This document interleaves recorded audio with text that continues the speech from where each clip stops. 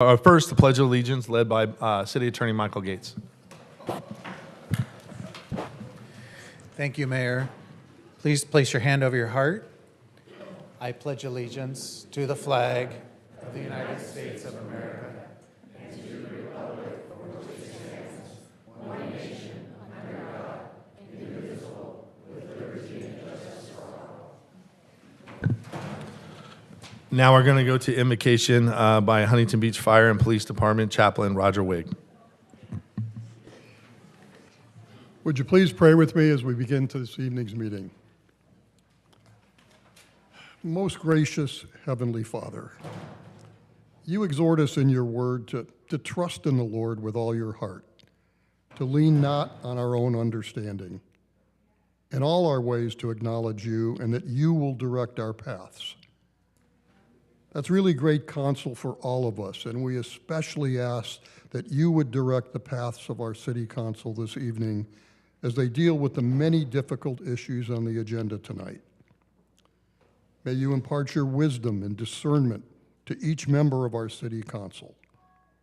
We pray for unity and harmony amongst our dedicated and diverse council and ask that you would give them guidance to be able to make the best decisions possible for our city.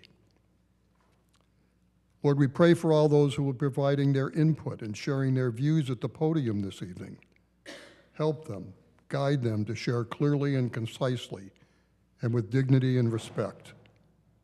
We thank you for bringing them here this evening to assure that our council has the benefit of the community's views and insights.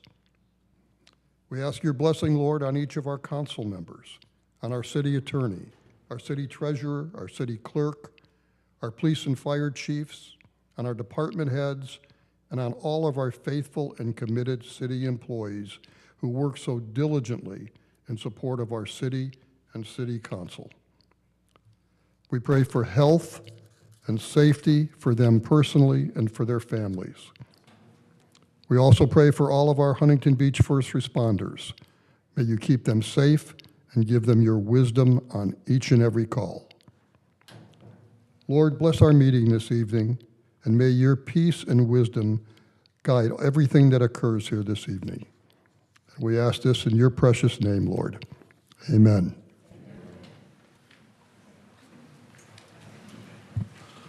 So now we're at the awards and presentations. I'd like to invite down members of the Junior Citizens Academy.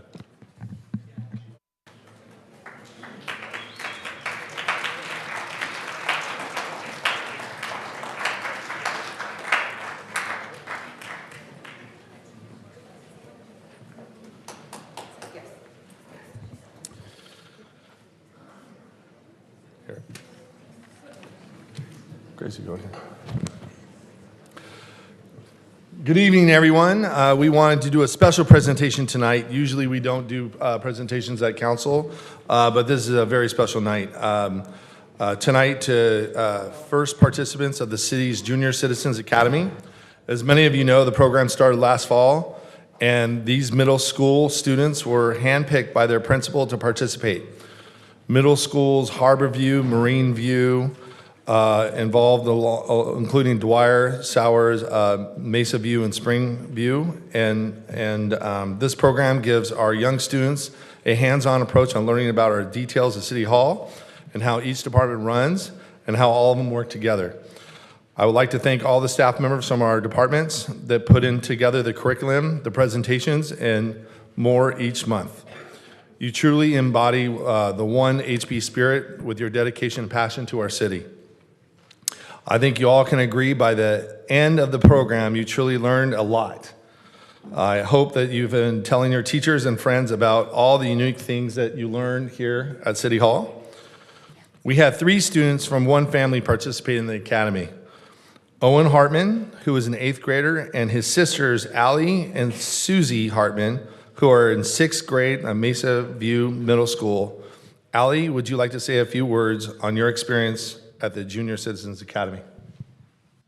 Let's give her a round of applause.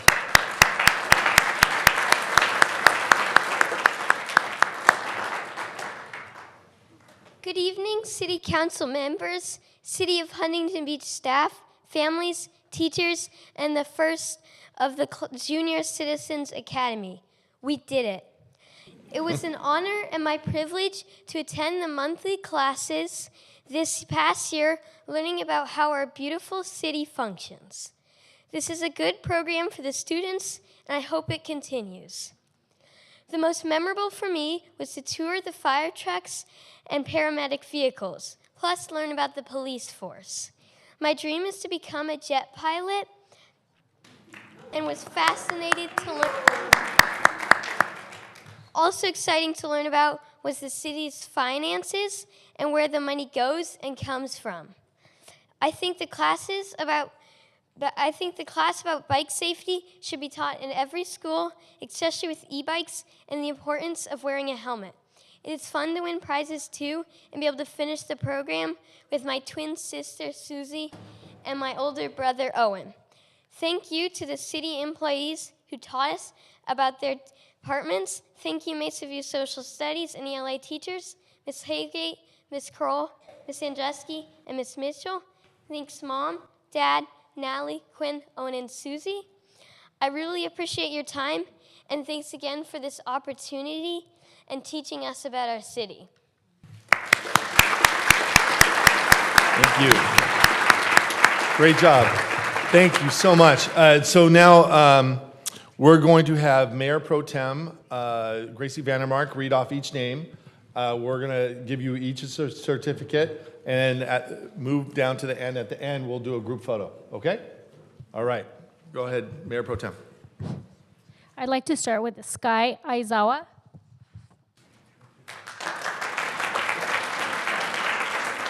Nicholas Ball.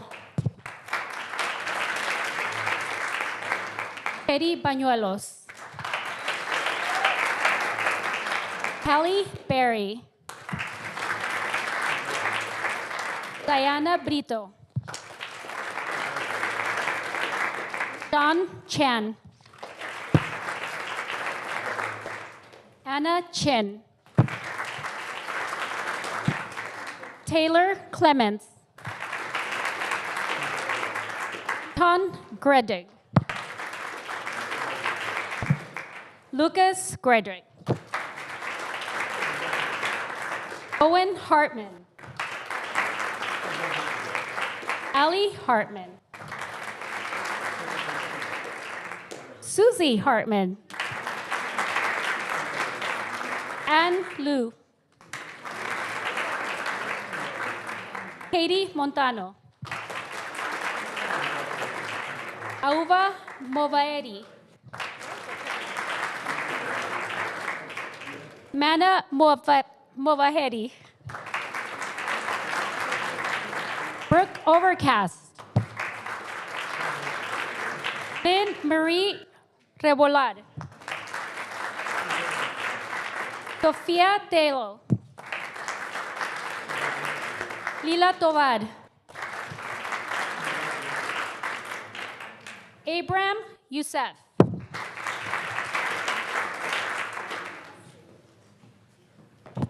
Morgan Vanderveen. And Tucker Vanderveen.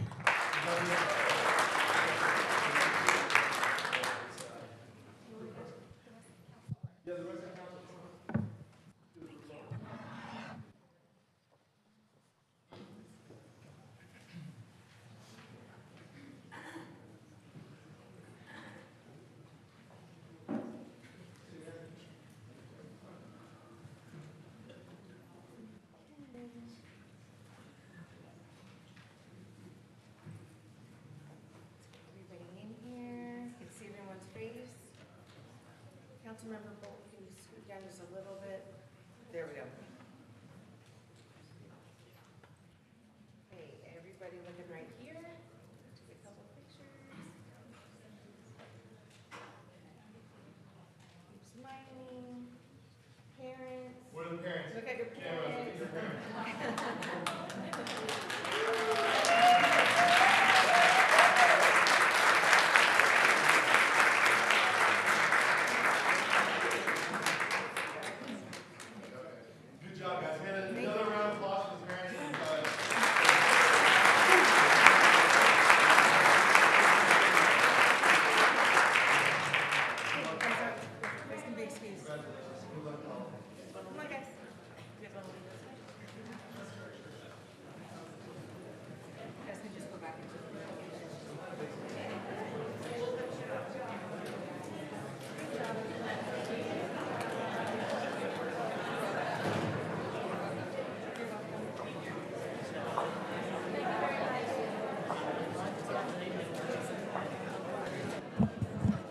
I just wanted to thank the group that was here really quickly.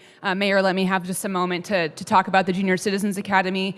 I'd like to extend appreciation to somebody that's not here today who had a big role in creating that, which was former Mayor Barbara Dalglaze. Not only did she start our Citizens Academy, but she also started our Junior Citizens Academy. She initiated that with discussion and planning. And together with Councilmember Bolton and we were able to proudly collaborate with city staff, both K through 8th grade school districts, to make this a reality. And I also appreciate all the departments who presented, the students who participated, but also and especially to Shannon Levin, who took the lead and made this inaugural effort a huge success. So a big thanks to Shannon for all of her efforts. And I hope we get to do this again. Thank you. All right, members, we're now going down the agenda. City Attorney, do you have anything to report? Nothing of substance other than housekeeping. Only item number 1 was discussed in closed session. Items 2 through 6 are going to be continued to the next regular meeting. Thank you. All right, thank you. City Clerk, do we have any supplemental communication? Yes, we do, Mayor. Briefly, for consent item 12, we had 2 communications, 1 communication for consent item 13. For administrative items number 17, we had 6 communications and a separate communication for item 18. All these items have been uploaded to our web and delivered to council prior to the start of the meeting. All right, thank you. Great. City Clerk, do we have public comments? Hold on. Announce. At this time, the City Council will receive comments from members of the public regarding any topic, including items on the open session agenda.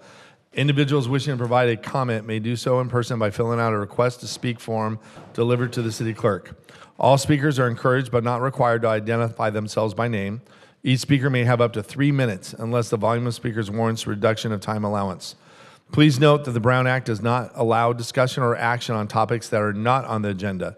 Members of the public who would like to speak directly with council member on an item not on the agenda may consider scheduling an appointment by contacting the City Council's administrative assistant at 714-536-5553 or emailing the entire City Council at city.council@surfcity-hb.org. City Clerk, do we have anyone signed up to speak?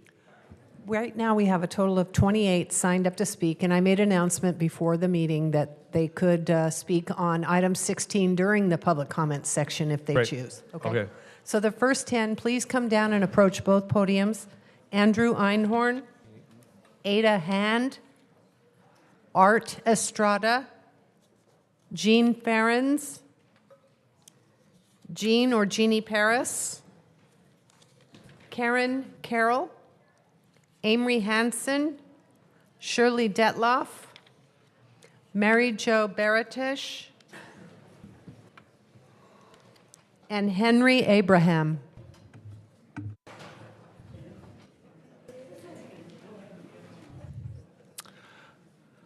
Thank you for being here.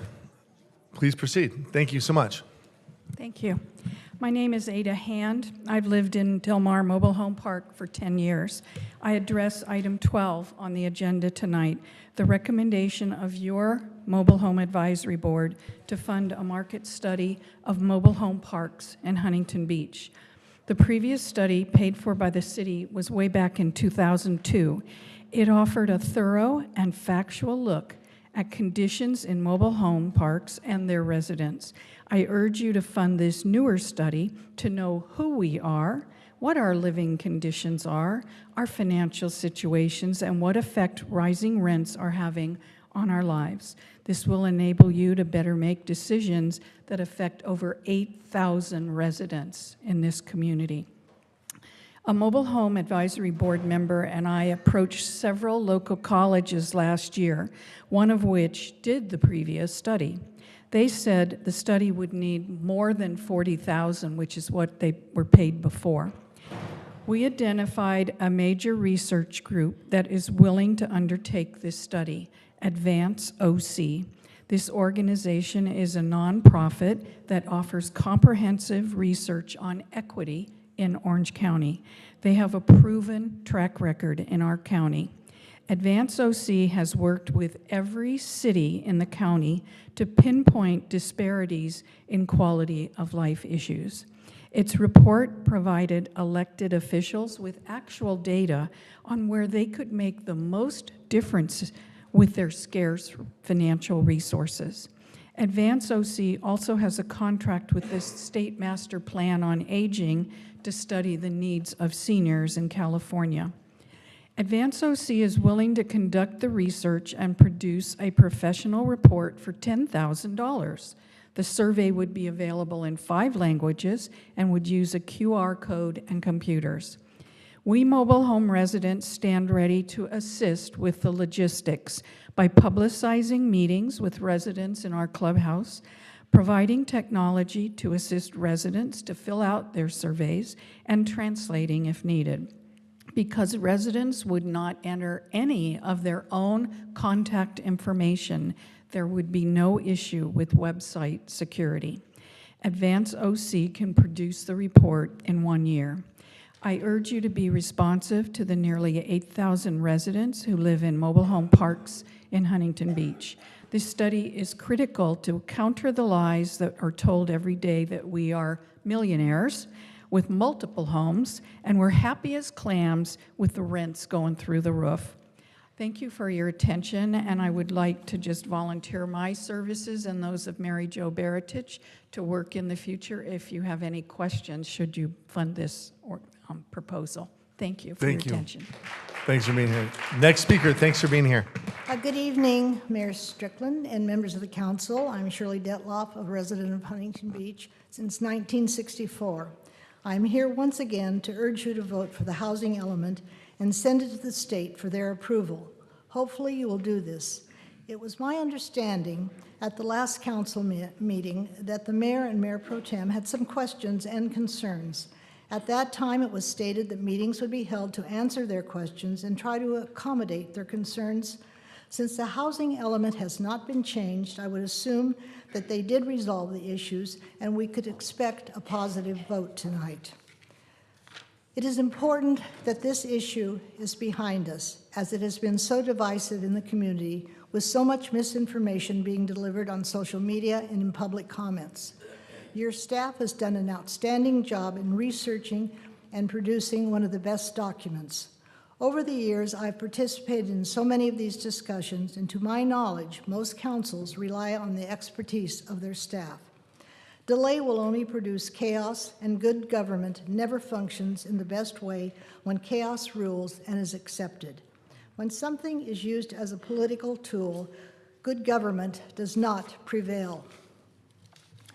We have had enough bad publicity, which is never good for the city, especially one that depends heavily on tourism as a part of the economy. I don't believe that the major developers find this atmosphere conducive to meeting their goals. Remember this, that this is a 10-year plan and much can be accomplished in those years. Potential projects will also receive the scrutiny of our Planning Commission and, if appealed, the City Council. Again, I ask you to vote for the housing element and let the city go on with meeting the needs for our housing and meeting the needs of affordable housing. Thank you for your time. Thank you.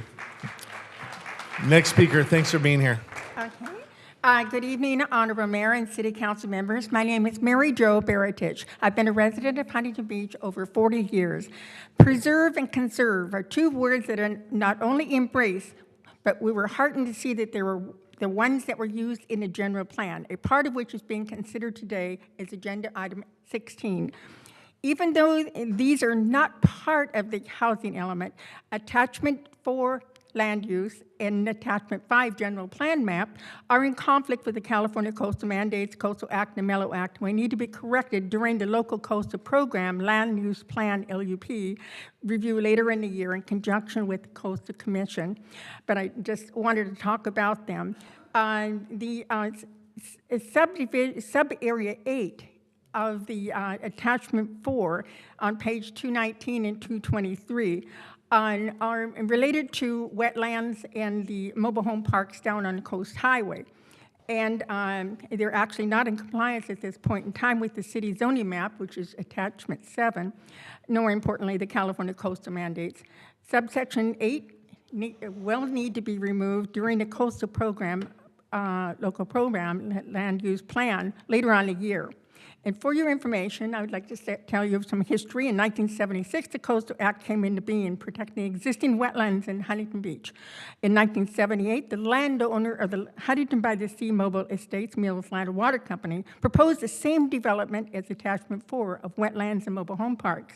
The city did stop the development of the wetlands and did pass a general plan amendment, GPA 78-1, that stopped the development of 2 mobile home parks because it would take away a significant number of affordable housing in the city.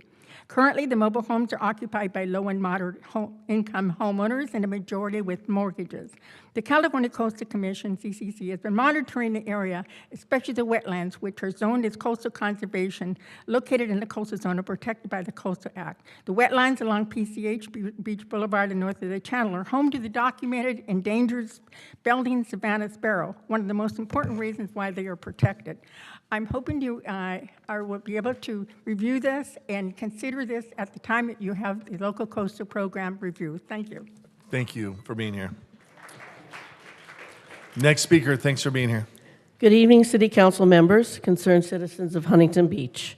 My name is Jean Ferentz. I'm a resident of Scandia Mobile Home Park, and I'm here tonight to comment on item 12, approving the Mobile Home Advisory Board's recommendation for a marketing outreach and a mobile home market space rent study. This is a recommendation from your own advisory board made nearly 2 months ago after hearing a research presentation about the need for a comprehensive, independent market study of mobile home parks in Huntington Beach. As the last such comprehensive study was done over 20 years ago, this analysis is long overdue. The Huntington Beach mobile home community, of which I'm a part, represents a sizable proportion of the electorate, and this study is necessary to provide council leaders and city staff with up-to-date statistics regarding important demographics and an unbiased rent comparison. This valuable information is necessary to clarify some existing misconceptions about mobile home communities and to enable council and staff to make important and informed decisions about our future. I urge you to vote to approve this study and its funding for $10,000, an amount below market rates, offered by an impartial and reputable agency. Affordable housing is again on tonight's agenda, and this market study is a first step towards ensuring that housing for mobile homeowners remains affordable. I'd also like to say a few comments about item 16, request for approval of the housing element update. While I do support that it be moved on, there are still some inconsistencies in Attachment 4 and Attachment 5. These inconsistencies and the attachment written, I feel potentially might threaten to eliminate 3 mobile home communities, rendering their residents homeless and perhaps of more concern to some city council members, as well as many of the concerned citizens in this room. They jeopardize areas of our protected wetlands and place Huntington Beach in conflict with the California Coastal Commission and the Coastal Act. So I would urge you to reevaluate to make sure that these inconsistencies are clarified and to continue to protect the wetlands, which is one of the reasons why most of us here in Huntington Beach love living here. Last week, Mayor Strickland and Mayor Pro Tem Vandermark expressed your passionate opinion about our city's environmental considerations and stated that they were more significant than affordable housing mandates. This is an opportunity to let your actions show the sincerity of your words by voting to amend the housing plan and conserve the coastal wetlands. I hope you'll do so.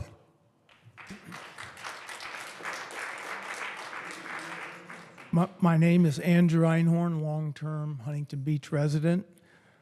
Part 1, the Anti-Defamation League reported a 38% increase in white supremacist propaganda and efforts last year, which included dissemination of racist, anti-Semitic, and anti-LGBTQ propaganda.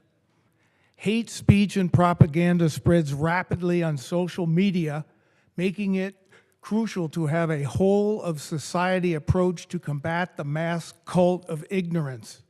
It is imperative for people in positions of authority, including public officials, faith leaders, and business executives, to speak out against hate and discrimination.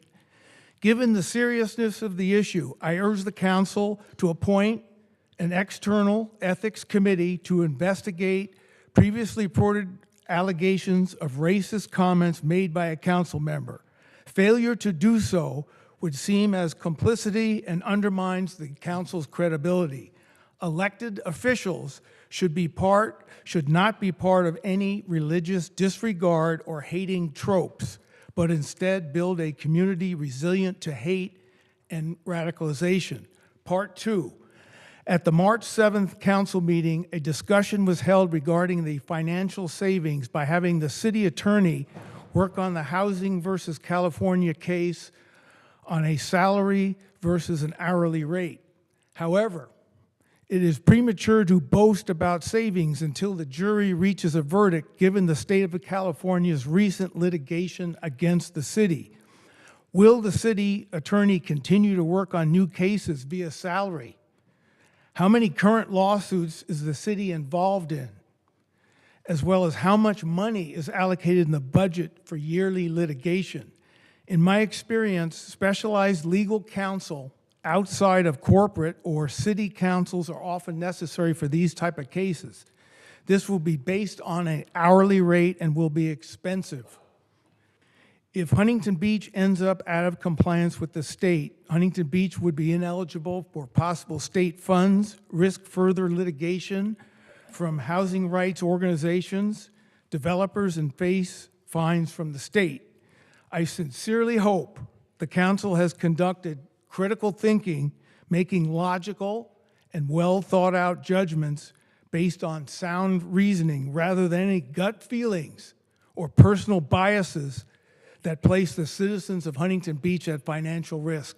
Thank you very much. Thank you. Next speaker, thanks for being here. Good evening, Mayor Strickland, members of the City Council. My name is Karen Carroll, longtime resident. I want to make a couple of points about decisions being made tonight in the direction we want our city to go. First, when you look at our demographics, you will see that not all Huntington Beach residents are political extremists, not even close to a majority. However, well-crafted propaganda has swayed the perspectives of some in the middle of the road, and buzzwords and phrases have shaped public opinion and unfortunately infused disinformation into our collective thinking. For example, I've heard incorrect numbers and total misrepresentation of legal technicalities that make them sound really menacing.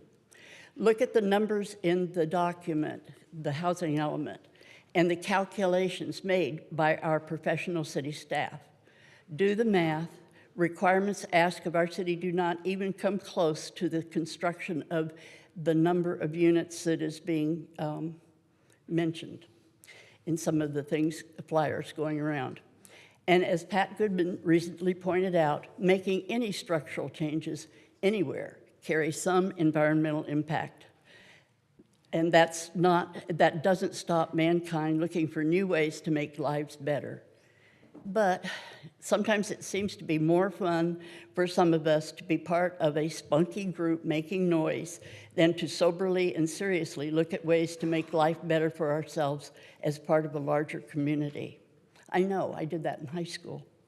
I wish I could influence the dynamic that has taken us out of problem solving the very real housing crisis affecting our futures and the futures of our children. Please, as individuals, not a pack, take another look at the unnecessary divisions this has brought about and be courageous enough to do the right thing. Thank you. Thank you for being here. Next speaker, thanks for being here. Thank you, Mayor Strickland and City Council members. My name is Jeannie Paris, and my husband and I have lived in Huntington Beach for 27 years. I am here tonight to strongly oppose Agenda Item 16 that would approve the housing element and force the City Council to adopt a statement of overriding consideration, meaning they would have to choose between current environmental laws and RENA mandates, effectively taking away City Council's freedom of speech and ultimately its citizens' right to representation, which is us. To begin with, this whole fiasco with HDD being shoved onto our city has been a nightmare. I applaud our newest City Council members and Michael Gates, our City Attorney, that continue this fight. It has been a very flawed system to determine our housing needs. First, we have to create a housing crisis. Then we have to follow a bureaucratic hailstorm of regulations and jump through all kinds of hoops. Then we are told there is nothing to do about it, so just shut up and go away. Based on the 2010 census, up to 95% of California is undeveloped and unoccupied. Have you driven through our state lately? It's gorgeous. Even with its many problems, it's a beautiful place to live. We have oodles of land that Sacramento could help incentivize and grow and develop. Even if Marin County, parts of Santa Barbara County, as well as the Bay Area, are exempt from these mandates. Can't imagine why. On the other hand, HB is 95% developed. To say this is not politically motivated would be to deny reality. Put a hold or a stop on these unreasonable mandates that would purposefully destroy our beautiful city. Thank you. Thank you. Next speaker, thanks for being here. Thank you, Mr. Mayor. My name is Mr. Amory Hanson.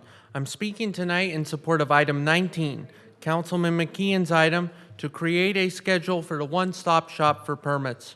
The one-stop shop was previously sponsored by Mayor Peterson and voted for by those councilmen present and voting at the time.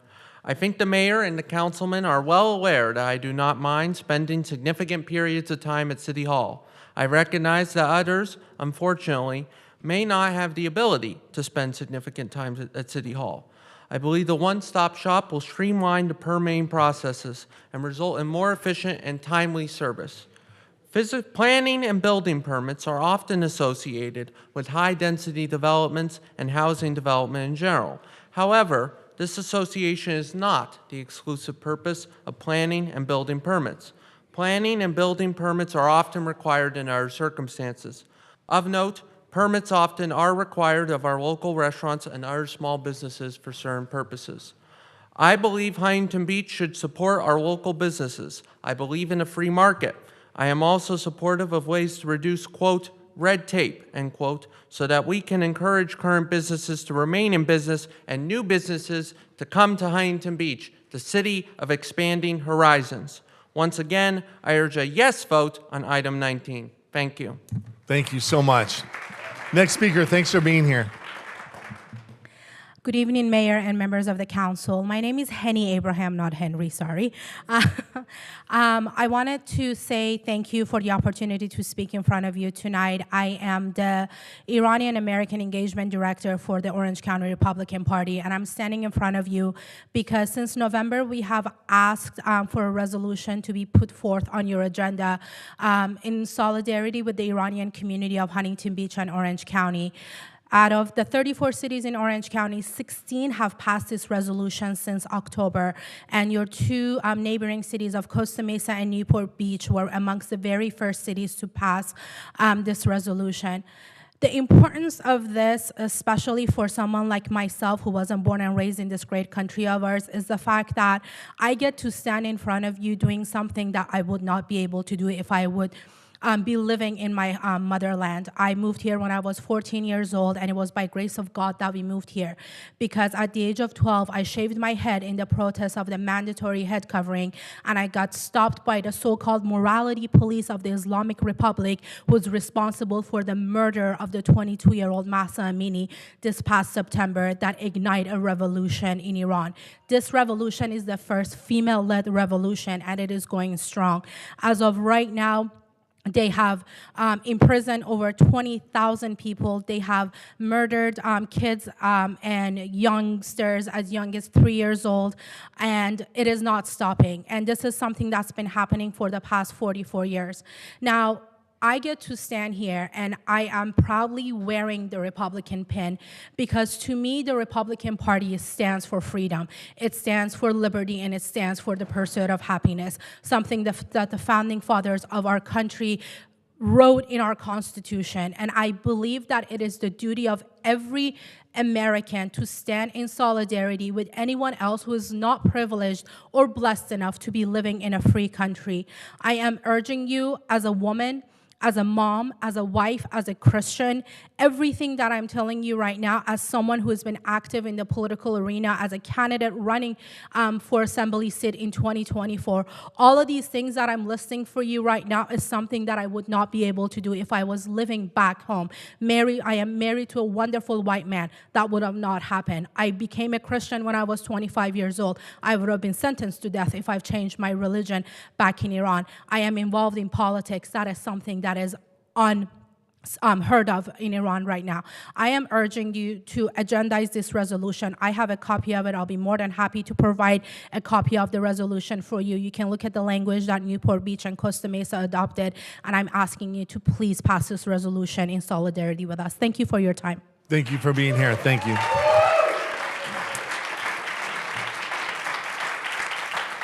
Madam Clerk, do we have more speakers? Yes, I do. I'm going to recall last call for Art Estrada. Pat Goodman, Luann Nichols-Shoup, Doug Von Dolan, Guest JP, Deb Janis, Kathy Ryder, Dennis, Maureen, Tim Geddes, Sylvia Calhoun. Please come to the podium. Good evening, Mayor Strickland. My name is Pat Goodman, and I believe that this comment falls under housekeeping. At the March 7th City Council meeting, ordinance number 4285, which is an ordinance to prohibit builders' remedy applications, was passed. There was no vote for adoption at the subsequent meeting. It's not clear the status of builders' remedy here in our city, in the city code at this time. Please address this item. Thank you. Thank you. Next speaker. Good evening. My name is Luann Nichols-Shoup. I am a fourth-generation property owner of Huntington Beach, and to be quite honest with you, with all this high-density housing would make my grandfather roll over in his grave. I would like to oppose to the statement of overriding consideration item 16. I urge City Council to take into consideration the health and well-being of the citizens of Huntington Beach. We are 95% built out, and adding over 13,000 plus new housing will cause more air pollution, not to mention more parking. We are busting at the seams. 4 years ago, a single-family dwelling was sold across the street from us. It was a single lot, zoned R1. It was not long before we found out that the property was going to be split, and they were building 2 3-story homes on a single lot. Our neighborhood went to the Planning Commission meeting and urged him to not pass it. We pointed out that 2 homes will decrease parking. We are Old Town, 7 blocks from the beach. We fall under CEQA, California Environmental Quality Act. Planning told us to go pound sand. We now have 2 3-story houses imposing on our skyline and stealing parking spaces. SB 10 passed in September 2021 states you can build up to 10 units on a single lot. Imagine something like that going in next door to you. You think it won't happen? I'd like you to think again. If City Council passes item 16, there will be nothing to stop it. Anyone taken into consideration with all the high density, and I mean several stories high, how much natural light is eliminated inside those apartments and homes? Consequently, the need for more energy to light up living areas. There will be no place to park, excessive air pollution, and even less water to go around. Newsom wants to go green and clean up pollution, yet he is willing to do the absolute opposite in Huntington Beach. He is a hypocrite, and we all see it. What I ask is, what is his end game? Because he does not have the best interest of the citizen of Huntington Beach in mind, so please save our city. Do not sign off on the statement of overriding consideration. Do not sign item 16. Thank you. Thanks for being here. Next speaker, thanks for being here. My name is Sylvia Calhoun, and I have lived in Huntington Beach since 1982. I oppose agenda item 16, so thank you for that. On a positive note, I would like to commend a landscape company by the name Parkwood. Parkwood Landscape is contracted by the City of Huntington Beach to clear brush and debris around the city. My home is next to a steep hill at the city yard. Once a year, workers cut down and carry away the weeds and vegetation that grow on the hill. This week, I spoke to the foreman who had a team, and they were clearing all the debris, which was up to the weeds, which were up to my waist. And I thanked him for a great job. He said his crew cleaned 28 sites a month in Huntington Beach, including debris around homeless encampments. Then he originated to me that things seem to be improving regarding the homeless situation, and he doesn't know why. I said, well, there is a woman on Huntington Beach City Council named Gracie Vandermark who is working very diligently on this issue. I told the foreman that I would attend City Council on Tuesday night and convey to her his appreciation personally.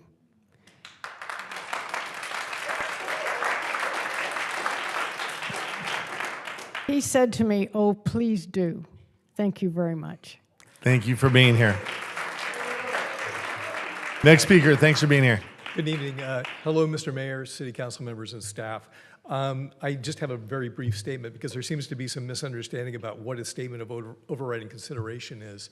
My understanding is it explains the social, economic, legal, technical, or other beneficial aspects of a proposed project that outweigh the unavoidable adverse environmental impacts. We're facing extremely large legal consequences if we don't adopt our housing element.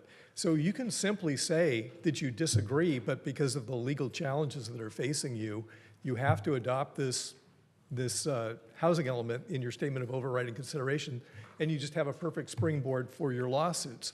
The one thing it doesn't allow you to do is to say you don't have First Amendment rights, because you can actually say that in your statement of overriding considerations. But apart from that, I don't understand why there's going to be a discussion about environmental impact and stuff. You can just cite the legal consequences for the city and be done with it. Thanks very much. Thank you. Next speaker. Thanks for being here. Good evening, Mayor Strickland and City Council. My name is Deb Janis, 43-year resident of Huntington Beach. I came tonight with two short statements that now I have an add-on. My first statement is I would like to say that I'm opposed to item 16, and I'm looking forward to the council voting in opposition to that as well. And my add-on statement to that is, you know, I've sat here many times, and this issue with housing keeps coming up, and people keep saying we need affordable housing in Huntington Beach.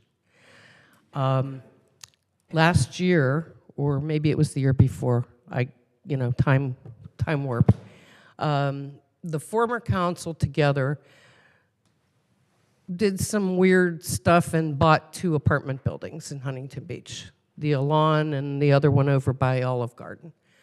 A few weeks ago, I called the Elan out of sheer curiosity, and I asked what the going rate would be for a low-income apartment. And after being questioned as to how many people, did I have pets, did I want 1 bedroom or 2, they would have someone get back to me, and after 5 days, a woman called me, and she informed me that the cost for a 1 bedroom would be $2,099 a month. And I said, okay, but what's the low income rate? She said, that's it. And she said, you have to qualify. I said, what do you mean I have to qualify? She said, well, you have to make a certain level of income. I said, and what would that be? $62,847 a year. So if you do the math on that, that's a job where you're earning $32 an hour. I'm not sure there's a lot of people that need low-income housing in this city that make $32 an hour. So I'm confused by the whole thing. So we own these buildings, but I don't know who they're really helping, because they're not helping low-income people. That's my add-on statement. And my last statement is, Councilwoman Moser, I'm still here to ask you to resign. Thank you.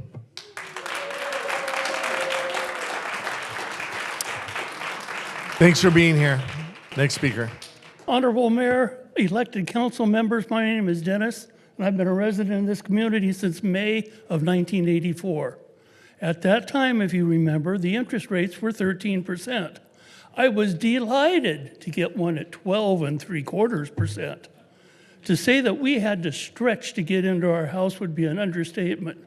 My newest car was a '75 Chevy. At that time, there was affordable housing in other communities.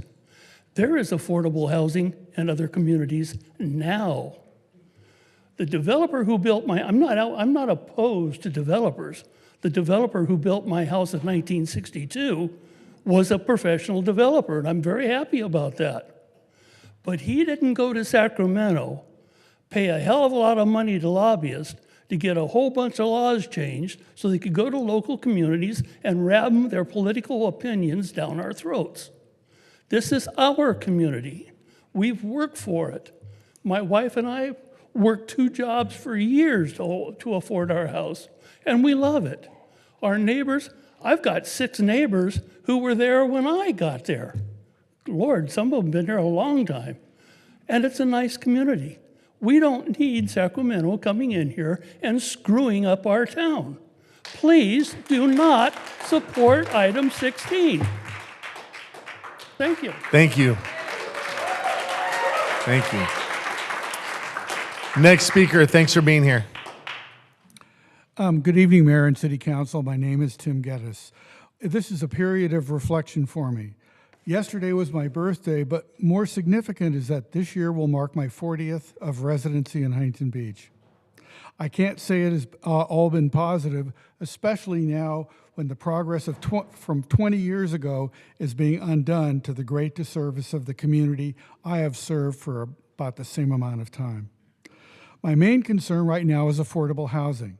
I noticed that the Planning Commission has approved the Brandywine Homes development of 129 townhomes. Ordinarily, that would be terrific as it addresses a residential need. However, only 10% of those units, only 13 of them, are designated as moderately priced units. Our greatest housing need in Huntington Beach is for moderate and low-income homes. Even if we build the 13,368 units the state wants us to, 20% of that total will not begin to address the need for our teachers, young couples, and all working-class home buyers who can't afford the luxury condos being proposed. Now, with your proposed zoning changes, you are opening the door to try and take out hundreds of affordable mobile homes which house thousands of our residents by converting several mobile home parks to more profitable development purposes. As a former chair of the Mobile Home Advisory Board, I know exactly the worth of these mobile home parks to our city and our citizenry. I suspect that the council majority would love to pander to both its special interests in real estate development and its mobile home park owners.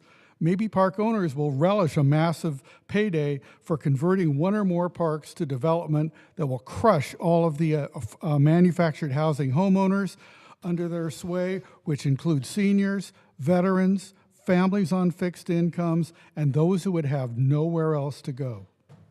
If you were being honest and transparent, you would support and promote agenda item number 12, the mobile home market space rent study by the Mobile Home Advisory Board. This would give you and the city staff the independent baseline data needed to make intelligent and fair decisions regarding this segment of our population. Now, Maybe you are thinking of throwing all of this away on waging another battle with the State and Coastal Commission over your housing schemes. It's not like people aren't watching what you are trying to do. Please don't bite off more than you can chew with your development machinations. It may be tough for those for both those in Sacramento and here in the community to swallow. Thank you. Thank you. Next speaker, thanks for being here.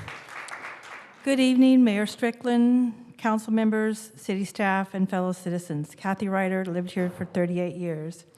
This evening, actually, I'm going to read a letter that was sent to our city council in March of 2023. We are writing today to convey our disappointment and concern in your recent decision to discontinue the support of the LGBTQ+ community by removing pride flags flown on city-owned property. As a brand that was established in Anaheim more than 57 years ago, we've been a long champion and partner for the Huntington Beach community as well as other neighboring communities across Orange County. From being a driving force to bringing hundreds of thousands of visitors to Huntington Beach annually, to establishing a safe and inclusive space for our youth via our HP skate park, to actively being involved in the growth and development of our city, we've stood by Huntington Beach. But that said, we remain not only committed to consistently showing up in our local community as a driver of business and positive change and a creator of creative self-discovery, but we stand firmly as an ally and an advocate for the Huntington Beach marginalized communities, including the LGBTQ+ community that stands to suffer for the decisions made by others. Since 1999, there has been a presidential proclamation to make June as Pride Month.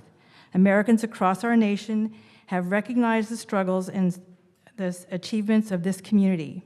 As it is a federally recognized decree, we urge you to reconsider flying the pride flag during the month of June in recognition of this federal presidential decree. We've heard from our city employees and members of the LGBT community that your decision to not fly the pride flag on city-owned properties has created some hate and has made those who are affected feel worthless. On behalf of the more than 800 Vans employees based in Orange County headquarters or local stores, as well as our combined 15,000 employees around the world, we request that you reconsider this decision and help us to work together to create a community that is safe for all. This was signed by Kevin Bailey, who is the global brand president of Vans. I feel it was important that everyone understand that the decisions made by this council ultimately impact all of us. Thank you. Thank you. Next speaker, thanks for being here. I'd like to publicly thank Councilman Burns for bringing up questioning where our money, our taxation is going. And all of you should be doing that. You should really examine where our money is being spent. Because I was shocked when I found out that HUD, which stands for Housing and Urban Development, a federal agency, we have to pay them a $200,000 consulting fee. I mean, that's like, we've already paying taxes to the federal government, and now we're having to pay our Huntington Beach residents for information and about what to do about HUD. All that, I mean, it's taxation without representation. It's double taxation. And like, what if our police chief wanted to contact the FBI, federal government agency? Would our city have to pay a fee to the FBI for information? I mean, it just doesn't make sense. It's insanity. And I hope someone really looks into this, because I've never heard anything like it. And everybody needs to be involved and find out where your money's going. Thank you. All right, last call for guest JP, and then the final stack, I'm just going to call everybody. Butch Twining, Elaine Keeley, Farid Mafi, Russ Neal, Miriam Moseley, Heidi V or Via, Brian V or Via, Brian Farkas, Susan Baker, Ann Palmer, Tanaz Rasaji, and Roger Noor.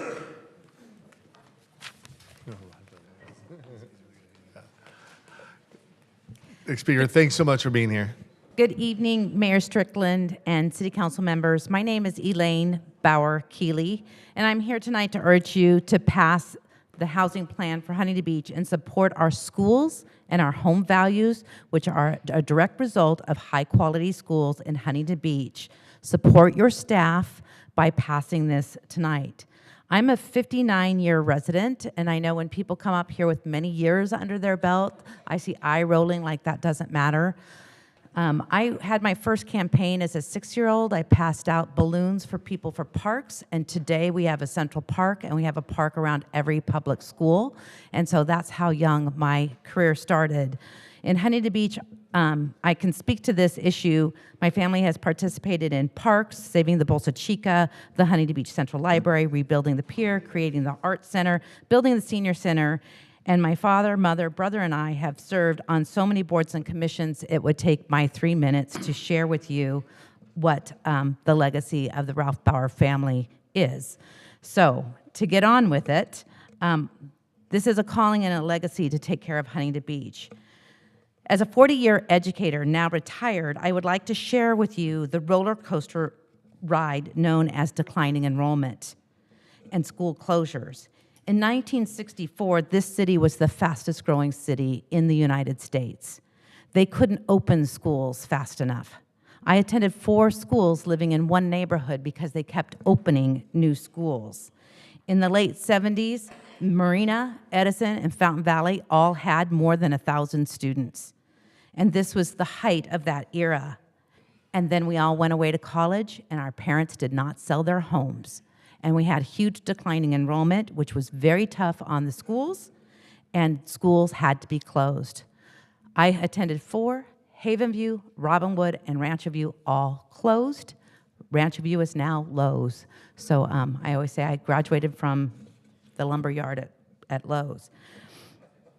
This was the first time we had this roller coaster ride. Then my generation, we came back and we raised our kids here.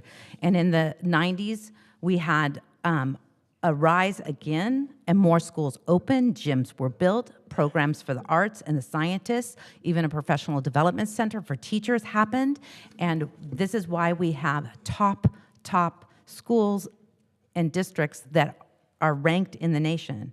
At that time, I happened to have been the principal of Perry Elementary School, a school that exceeded expectations with huge academic growth from exceptional teachers and dedicated parents and wonderful children who were from diverse ethnic and economic homes.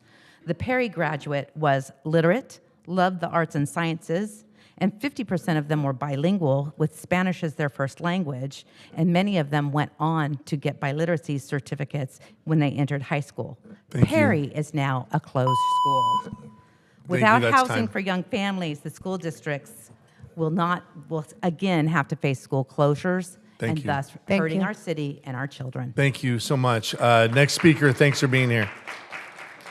Dear Mayor and City Council members, my name is Farhad Mafi. I'm here to ask for your support for the resolution to condemn the barbaric criminal Islamic system of Iran. Mr. Mayor and City Council members, as you may know, 16 cities in Orange County, some of the blue cities actually in Orange County have already passed this resolution and supported this. And we sincerely look forward to seeing your support, for this resolution. While this action may appear to be a symbolic act for thousands of Iranians that are in jail and fighting for regime change, and these supporting resolutions are beacons of hope and support, especially from various cities in the United States. In 1979, as you may know, Jimmy Carter supported Ayatollah Khomeini and helped to take over the government of Iran. Ayatollah returned the favor by sending by basically keeping 52 American hostages for 444 days. And it took $8 billion and huge embarrassment for the U.S. to release the hostages. In 2009, during the Iran's Green Movement, millions of Iranians were chanting, "Obama, are you with us or you're with them?" Hossein Obama chose to ignore millions of Iranians' requests for justice and human rights. He made a nuclear deal with Iran, gave them $1.7 billion in cash and over $150 billion. Plus, most importantly, he legitimized the system. So what Biden administration is doing right now, he's doing similar thing, trying to negotiate with the system and keep the system in power. We are working on the federal level with MASA Act, trying to basically pass that act in the government, in the U.S. Congress, and at the same time in the city level, we are going to every city and asking for the mayors and city council members to help us to pass this resolution. And we sincerely appreciate your serious consideration of this matter. And if you need any information from us, if you need any data, to further, justify this act, we will be more than happy to support that. Thank you very much for your time. Appreciate it. Thank you so much for being here. Next speaker, thanks for being here. Hello, Mr. Mayor and council members. My name is Maryam Musallai. Next year, actually, is going to be anniversary. 40 years I've been in the U.S., and it never gets old for me to see how refreshing it is to have the freedom to come stand here, everybody complaining to you guys or supporting you, and you guys respectfully sit there, listen, and consider their, whatever they have to say. Something that for 44 years in Iran, the people have not been experiencing for 44 years. And they've been terrorized with this regime. Last September, as Farhad and Hengame mentioned, they arrested a young lady, 22-year-old lady, who she wasn't wearing her scarf in the right way. Just a few strands of her hair was out. So they arrest her, they torture her, and in a matter of hours, she passes away. She dies under their custody. And since then, there has been a protest, there has been a revolution that started, a women-led revolution, and people went to streets, in last October and November. A lot of people, thousands of people went to the streets. And the regime's response was going after them with the bullets that they use in war, that they used 40 years ago in wars. And they killed more than 500 people, and they arrested more than 30,000 people are in jail now, just the last 6-7 months.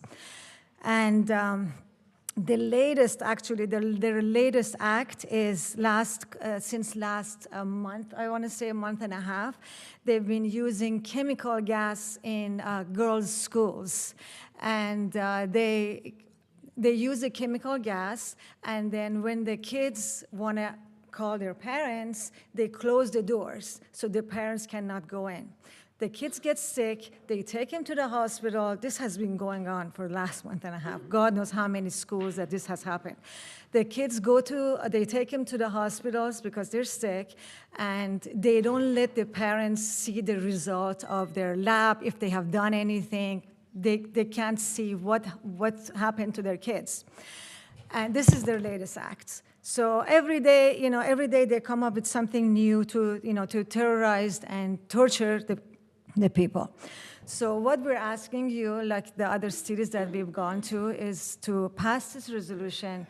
Like Farhad said, this may not be as huge of a deal, but for us it is. So every little step that you guys make and help us, it's going to be helping to humanity. So we really appreciate it. Thank you so much. Thanks for being here. Thank you. Madam Clerk, the timer has been, okay, just making sure you know. All right. Next speaker, thanks for being here. Good evening, council members, Mayor Strickland, Mayor Pro Tem Vandermark, our city attorney, and our city manager. My name is Butch Twining. I'm a 57-year resident of Huntington Beach. I know I don't look that old. In the spirit of transparency, I'm also a current planning commissioner for the city of Huntington Beach. But tonight, I'm speaking primarily as a resident of this city. As a resident, I'm 100% in support of reasonable and responsible new housing, both affordable and market rate developments. As a resident, I recognize the need for reasonable and responsible affordable housing, as well as updating our present housing situation. I started coming to council meetings some time ago and paying attention to the housing plan and the HCD and the CEQA and all that. I just didn't know it was such a wedge issue. And now that I've listened and studied, I understand it, kinda. Oftentimes at these meetings, though, you hear people talking about rules, mandates, codes, sections that are thrown out that most people don't really understand. So being curious as to what the issues are, what issues are relevant to the housing plan, and wanting to know exactly who the controlling authority is over what's to be built, where new dwelling units are to be built, what defines density, what defines very low, low, and moderate income housing. I read numerous documents provided to me by the city on the website, online. I got our city housing plan, and I do have to compliment the staff that it's an incredible report. And so anyway, I found some items in there that were cause for concern, including locations and density requirements, not to mention environmental impacts such developments would have on the overall quality of life we enjoy here in Huntington Beach, in our little slice of heaven. I wonder how we can carry out the intent of this plan and how to manage, how to minimize, how to mitigate unacceptable environmental change. And I'm not going to go into all the environmental changes because we beat that one up pretty good. But increased demand on our police and fire, schools and hospitals, utility demand, gas, water, electricity. Aren't we already stressing our power grid? California imports over 30% of their electricity already. I've read through the myriad of code documents, and one thing became abundantly clear. Because of the governor's declaration of a housing emergency, there's little or nothing a public agency can do to reject a project for any reason, environmental or not. This is the essence of the statement of overriding considerations. What I've come to understand is the governor's mandate for new housing overrides all environmental considerations, especially those spelled out 10 seconds. in 10 the controlling ENR. So anyway, I just want to offer my support to the council in the future, and if you want to pick my inexperienced brain, feel free. Thank you. Thank you. Next speaker, thanks for being here. Good evening, Mayor Strickland and council members. My name is Russell Neal, and I live in Huntington Beach. I oppose Agenda Item 16 and support the council majority's efforts to resist the state's unconstitutional overreach with respect to high-density housing. It is necessary for us to see these mandates as part of a much larger and darker agenda. These mandates are a form of engineered population relocation for consolidating one-party political control of the state. Huntington Beach is an island of freedom in a sea of people resigned to slavery. Changing Huntington Beach from a city of freedom-loving, middle-class homeowners to one of government-dependent, subsidized high-rise renters is a way to change it from a free city to just another part of their desired slave state. From their point of view, this is just a mopping up operation. The end goal is a one-party police state modeled after that in China, and eradicating even the memory of the American dream in cities like Huntington Beach is a necessary part of their plan. I believe the legal case our city attorney's office has presented is sound and correct and should succeed, although I have little confidence in many of our judges. the empire will strike back and retaliate against our city and the council members individually. We should be prepared for that and remember that our fight for freedom is worth it. And we may be pleasantly surprised. Sometimes courage against tyranny is contagious. Who knows? Other cities may join us, and this may be the start of a political movement returning freedom to California. And so, appealing to the supreme judge of the world for the rectitude of our intentions and with a firm reliance on the protection of divine providence, I thank you and bid you Godspeed. Thank you.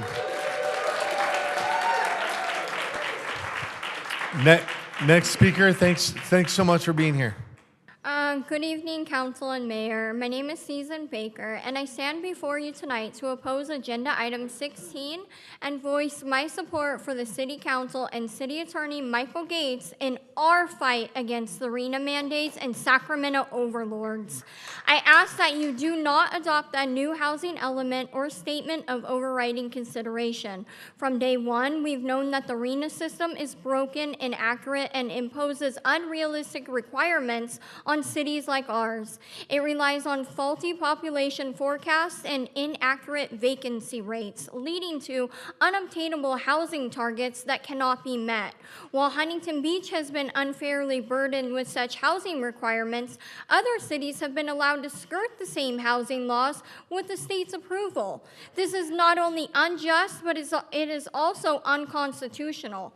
The U.S. Constitution prohibits arbitrary and capricious classification, and RENA is a prime example of that.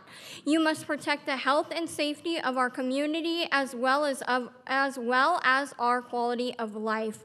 We simply do not have the infrastructure to support over 13,000 more high-density units in our city. It is crucial that you take measures to ensure that local control is upheld and not compromised by any external forces. It is also vital that you retain your freedom of speech, allowing you to voice your concerns and opinions without fear of retaliation or repression.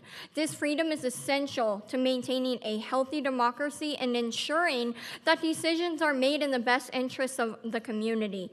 We have a right to representation that must not be taken away by a statement of overriding consideration. You must ensure that the voices of the community are heard and that our concerns and interests are made priority. Do not back down from this fight. Your community is behind you 100%. Please keep Huntington Beach a suburban beach community. Thank you. Thank you so much. Next speaker, thanks so much for being here. Hi, my name is Heidi Bea, and I'm a lifelong resident of Huntington Beach, and I'm opposed to Agenda Item 16. I'm against transforming our beautiful city into an urban area like Los Angeles, especially when it's literally based on lies. Who actually believes building 20,000 or 13,000, however many it is, high-density units in Huntington Beach is a good idea? That would dramatically change the quality of life for those of us that already live here. Since when does it make sense to let the state, crooked politicians that live hundreds of miles away with leftist agendas decide what our city looks like? Like I stated before, filling up our city with high-density high-rises would dramatically change the quality of our life here. Where's the outrage from the environmentalists? They don't care about the impacts on the environment of Huntington Beach anymore? This nonsense is being pushed by the lie that we suffer from a housing crisis. We don't suffer from a housing crisis. We suffer from a government crisis, a government that's way too big and has way too much power. The hypocrisy of Gavin Newsom astounds me. His own county is not being required to build any housing for the housing crisis, which should be noted, and we should be asking the question, why? Why is Huntington Beach once again the target of the crooked politicians that run this state? I think I know why. It's because we have benevolent people pushing back against the state, and the state can't have that. We might embolden other cities to do the same. The state needs to stop bullying Huntington Beach. Local control is always better. Let the people that live in the cities run their cities. Thank you. Thank you so much. Next speaker, thanks so much for being here. That was pretty good. My name is Brian Vea, and I am wow, how do you follow that? I'm a simple guy. I'm a very simple guy. I just look at it as a quality of life issue. High density housing has no business being here. And you know what? We as concerned residents and voters, we're watching how this plays out. We're watching everyone and how they vote. And we want to watch how this plays out because we're against, again, the quality of life issues that are happening, that are being forced upon us by Sacramento and Gavin Newsom. No more. So I'm here in opposition of item number 16. That's it. Thank you. Next speaker, thanks so much for being here. Hi, Ann Palmer. I'm a 35-year resident of Huntington Beach, and you can probably tell by my attire, I very strongly oppose out-of-control, high-density building. But we've covered that. We've covered that as a community, you've covered that as a council, and we've determined that we're going to fight back. So the issue today is to vote no on agenda item number 16. And the reason why a lot of people are urging you to vote yes on this item is they're saying we might be out of compliance. So I thought, well, let's see what that really means. To comply with something, according to the Oxford Dictionary, is to act in accordance with a wish or a command. So compliancy is the action or fact of complying with a wish or command. And the first example, I thought this was interesting, they must secure each other's cooperation or compliance. Unworthy or excessive acquiescence, the appalling compliance with government views shown by the commission. So it's not unusual for people to feel that there's government overstepping. What's happening here is that we've asked them not to. So any approval or acceptance of overriding consideration this evening means that all that work you've done, everything that we stand for, we are signing away because we have no backup to any of the claims that we're making that we don't have infrastructure, that it's not a good quality of life, that it's against the environmental direction that we want to take. And one more thing, I've listened to everybody here tonight, so I don't need to go over all the issues of legal and why it's a better quality of life, but there is a solution to the limited number of lower and moderately priced units with the high-density development proposals. And I'll speak to this another time, but that is that, one, we stop the in lieu payments, and two, we increase the percentage of lower income units with each development, which means that we build less huge density to acquire the same number of units. And I think that's something I'm planting a seed. I'd love you to think about it, and I'll come back with more. Thank you very much. Thank you for being here. Thank you. Next speaker, thanks so much for being here. Good evening, City Council. My name is Brian Farkas. I'm a union carpenter. I'm here to talk about tax fraud in the construction industry. When we talk about tax fraud, some people think it's about cheating on your taxes, but it's much more sinister than that.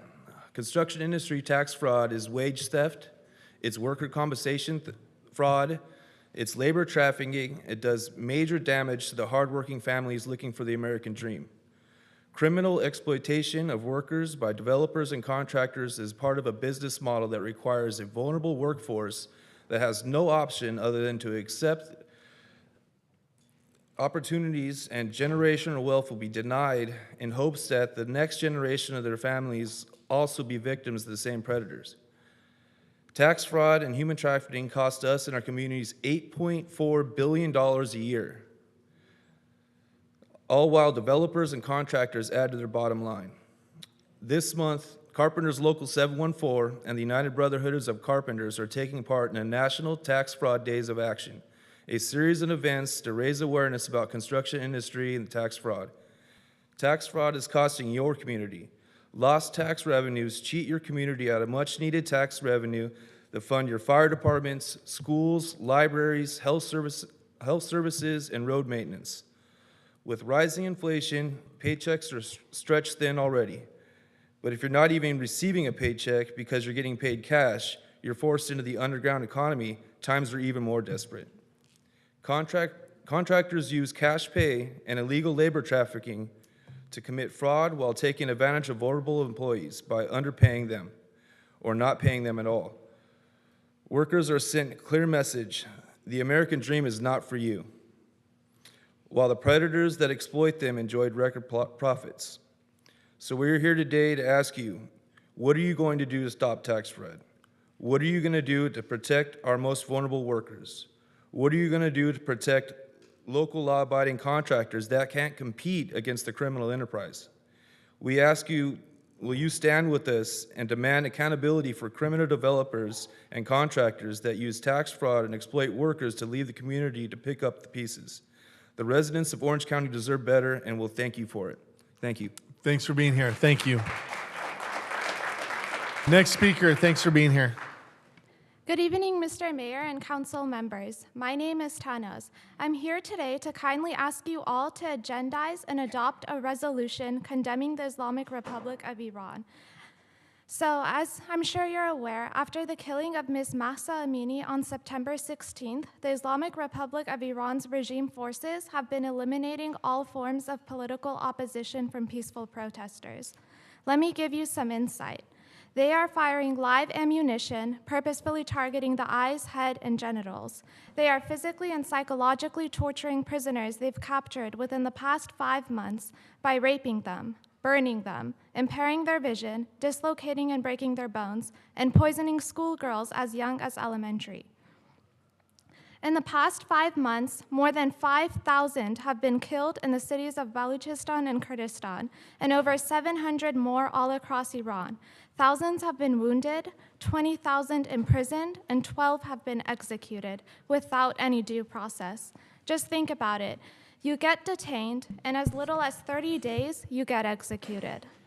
And this is being done by the same regime that held 52 Americans hostage at inception, mass executed 30,000 Iranians in the notorious 1988 mass executions, killed 1,500 in 2019, and shot down commercial flight PS-752 in 2020, killing 176 passengers. Also one that funds designated terrorist groups all throughout the Middle East, supplies drones to Russia to kill innocent Ukrainians, and threatens us Americans by means of death threats and attempts to kidnap and kill, as was the case with Ms. Masih Alinejad and many others. So this regime is untrustworthy and unworthy of existence, and by agendizing and adopting this resolution, your contribution and our goal of having all OC cities act in unison on this matter and our bigger picture goal of fighting for freedom from this tyrannical regime that's a threat to us here in the US will forever be remembered. I just wanted to end my remarks by saying that Iranians in Iran are sacrificing their life for regime change, a regime change that will benefit our life here in the US. They're philanthropic. The least we can do here in Huntington Beach is to adopt and pass a resolution and reciprocate their favor. Thank you for your time. Thank you for being here. Thank you so much. Next speaker, thanks so much for being here. Mayor Strickland, members of the council, and everyone else.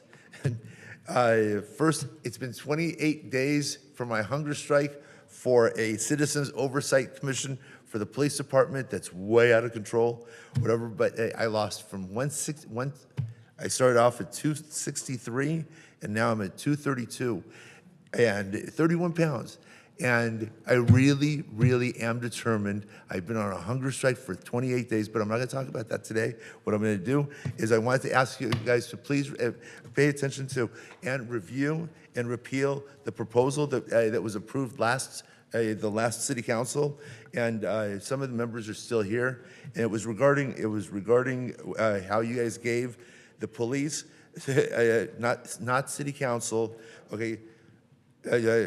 To let the police, not city council, determine when to use the militarized equipment that they acquired. I'm sorry, acquisitioned, that they acquisitioned.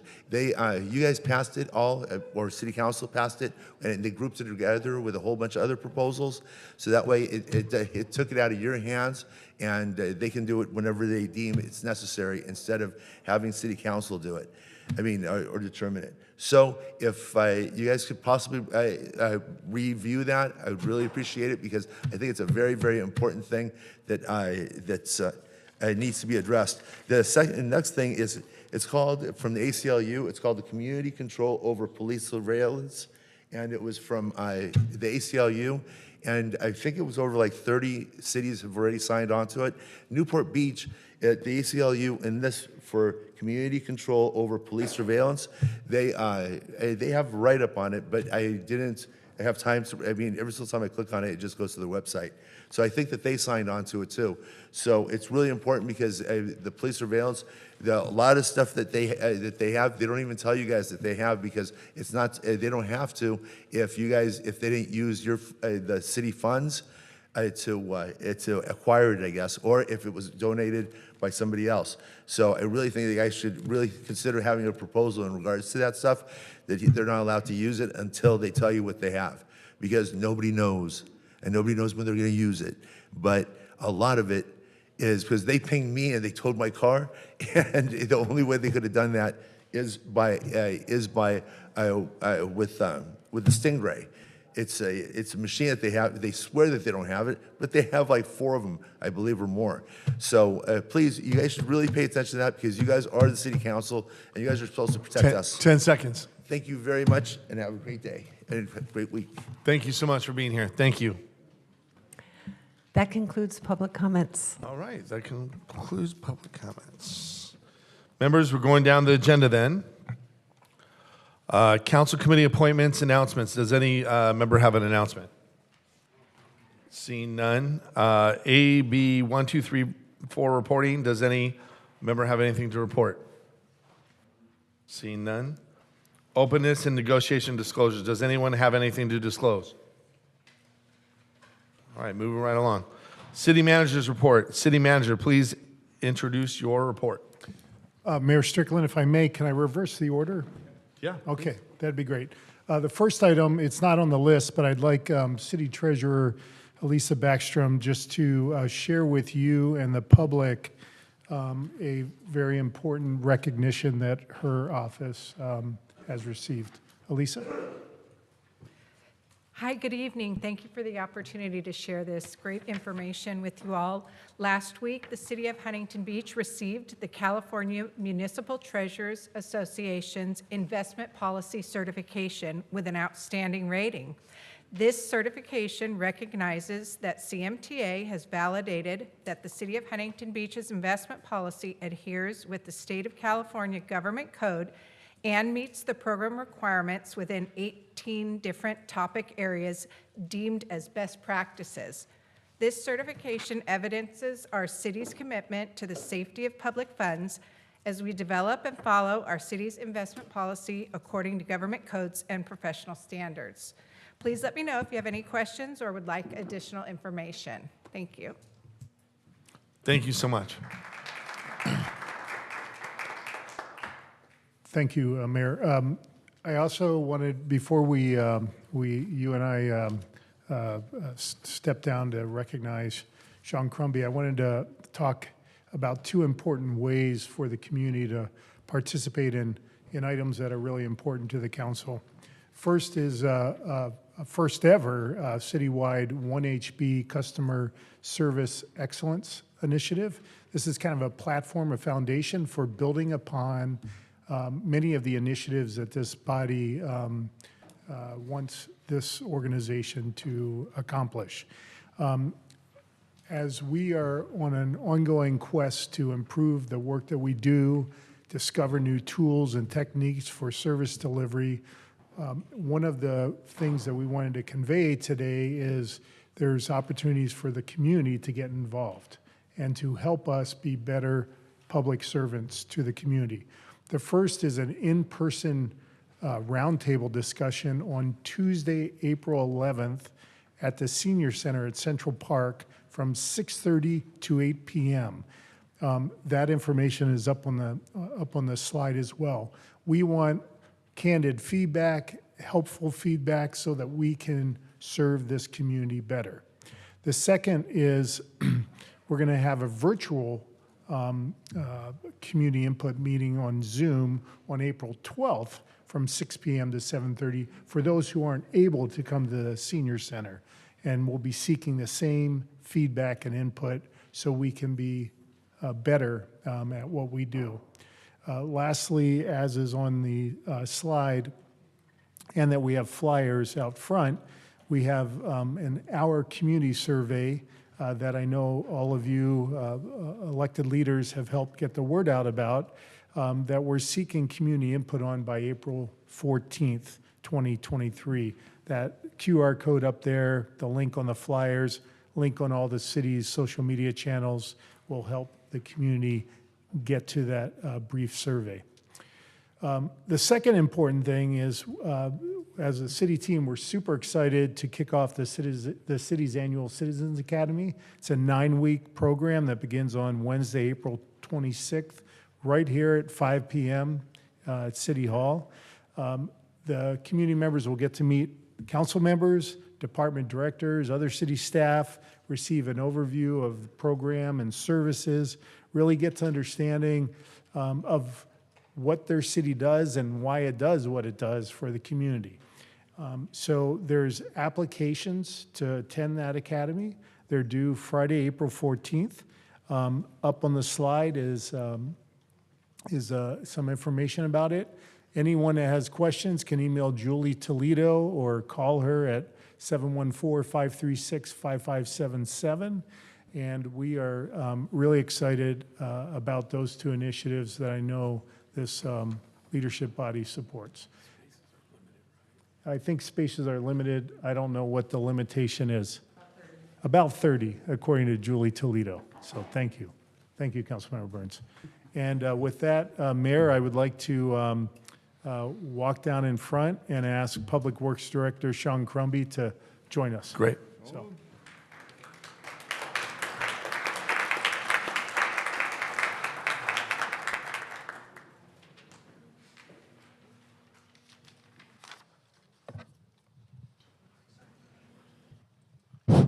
All right, this is working.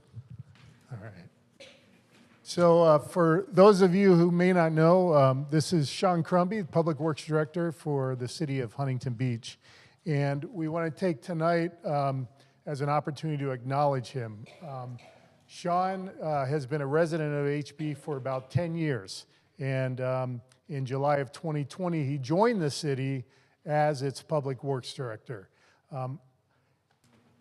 In the big picture, Sean has about 27 years of public works experience. He's worked for Newport Beach, Seal Beach, Stanton, Long Beach, and now at the end of this week, he is going to join the city of Irvine to see the complete implementation of the Great Park.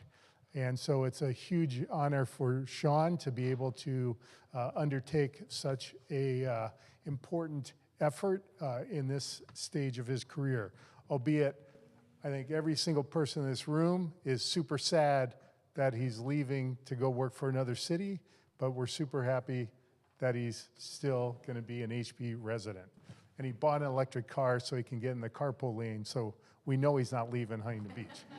So the other thing is, during his time here, he and his team, because he's got an amazing team, Deputy Directors Alvin Papa and Chow Vu, and a whole bunch of others, City Engineer Tom Herbel, just an amazing team, have implemented $90 million worth of capital improvements that have been transformative to the city of Huntington Beach. So in that short amount of time, July of 2020 to now, nearly $100 million of capital improvements have been made. Of those that Sean gets pretty excited about are the beach Moby mats, which is a big deal, the Bike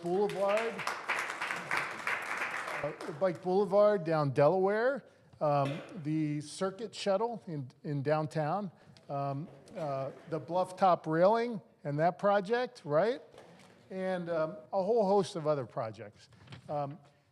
As for me, your city manager, I'm also really impressed that through the leadership of the council and Sean and his team have started the transition to a residential street paving program from 12 years to 6 years. So that's a big deal, right? With that, I'm going to hand the microphone off to Assistant City Manager Travis Hopkins to say a few words. Then we'll hand it off to the mayor so that he might let Sean say a few words too. So hold on. Thank you, Al. So Sean, definitely you're going to be missed. I appreciate you as a working colleague, and I've known you for many years when you worked even for other cities. So it's been awesome. But we did talk to the Public Works employees and asked them if they could tell us a little bit, describe you, so that I could share that here with our whole city. So some of the things they said, and I couldn't have said it better. Sean's an advocate, an ally, and a friend to all of his employees that work in the Public Works Department. He's approachable and encouraging. He's bold and spontaneous. When things need to get done, you really work hard to get it done quickly. He's happy, caring, courageous, and tenacious. And I think that describes you really well. One of the things that they said, which was, I'm an engineer too, so we're going to take this as a compliment, is you're not a typical engineer. So, and then one funny thing is they say you walk super quick. And so you always have some place to go and what to do. So anyway, one thing, just as a whole city team, we're going to miss Sean. But one of the things he did while he was here, and City Manager Zelinka just mentioned that, is he developed a great team. He developed two great deputy directors, Chow Vu and Alvin Papa, that are going to help lead our organization going forward. So we thank you for that, and we wish you the best luck in your future endeavors. Hand it over to the mayor. Well, Sean, you are not a typical engineer. You actually smile and you have a personality. Hey, I just call it like I see it. No, you know, on behalf of the city of Huntington Beach, we're going to miss you. But you've made an impact in the quality of life of all residents here in Huntington Beach. And I just want to thank you on behalf of the whole council. You did develop a great team underneath you. So I'm hopeful we're not going to miss a beat. But we are going to miss you and your smile and your intensity and your relationships. Those are relationships that will last forever no matter where you go. And I just want to thank you for all your hard work because a lot of times council or other people get credit, but it's the hard work of staff that really makes things happen. And I just want to thank you for all your hard work through the years, and I wish you nothing but the best in the future. Thank you.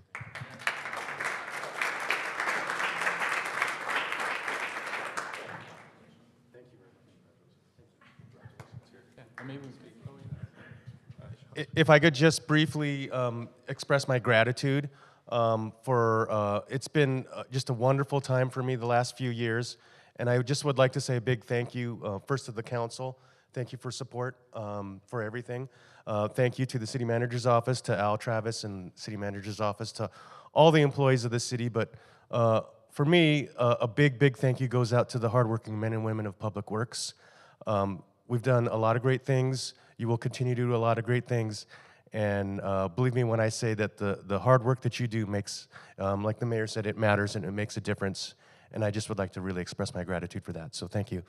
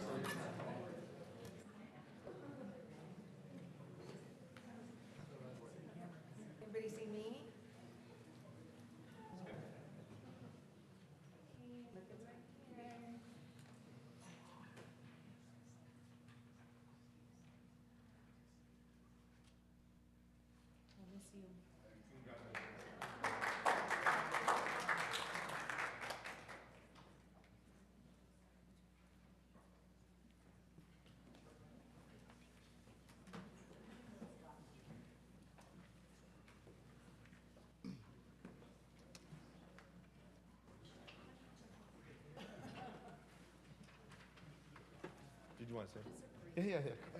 I saw it in your eyes. Councilwoman. Yeah, I just wanted to, most of the things were already said, and I know Sean doesn't like this. But we are definitely going to miss him. I'm going to miss you. I will say that I think all the new council members, any council member knows that there is a lot to take in when you step in to this position. And for me, I went to Sean and was asking a bunch of questions. I remember the first day he pulled up the whiteboard and just started showing me things and became the teacher, the professor. And I know that I asked the same question many times after that same day when I'd already received the information, but he never acted like it was a bother, was always ready with the information, whether it was via phone or text or whatever. Very responsive, always a wealth of knowledge. The protected bike lanes to me were just a huge important thing that you did, having the community bike ride to try to get everybody to celebrate that, to get more residents, feedback and information, working on the elevated path, making that a reality around the lake, and then once the birds decided they wanted it to be a different color, quickly changing and putting a cover over that, which was appreciated, and then was already mentioned for me. I remember in January of 21, you and City Manager Chi and I sat down and talked about the potential beach path and the Moby mats. And within 4 months, you helped make that a reality. And that was for me like the proudest day yet on council. And I think all of the people that use that every day, and that's gonna be a legacy, both at 6th Street and Huntington, that's something that you should feel very proud of, and I know that I do. And I just really want to say how much we appreciate you, how much we're gonna miss you. I know what a great job the team is gonna continue to do moving forward, but thank you for everything and much success to you. Thank you. Councilman. Yeah, Sean, just wanted to say in my short time here, a few months, I really appreciated your willingness to work with me, and I think I almost harass you on a daily basis to pick your brain with all things public works, and you're very accessible, very knowledgeable, as Councilman Mosier said, and so just really appreciate that, and wish you the best of luck in your future endeavors, and I appreciate that you've left the department in a strong position to help us moving forward. So thank you. Good luck. Councilman. Thank you, Mr. Mayor. Sean, thank you so much for all your time here at the city. I actually met you when you were in Seal Beach when I was a volunteer firefighter there. You were in charge of, among other things, the antique fire engine that we drove in the parades. So we had some meetings on how we're going to keep that thing running, and I appreciate all your help on that.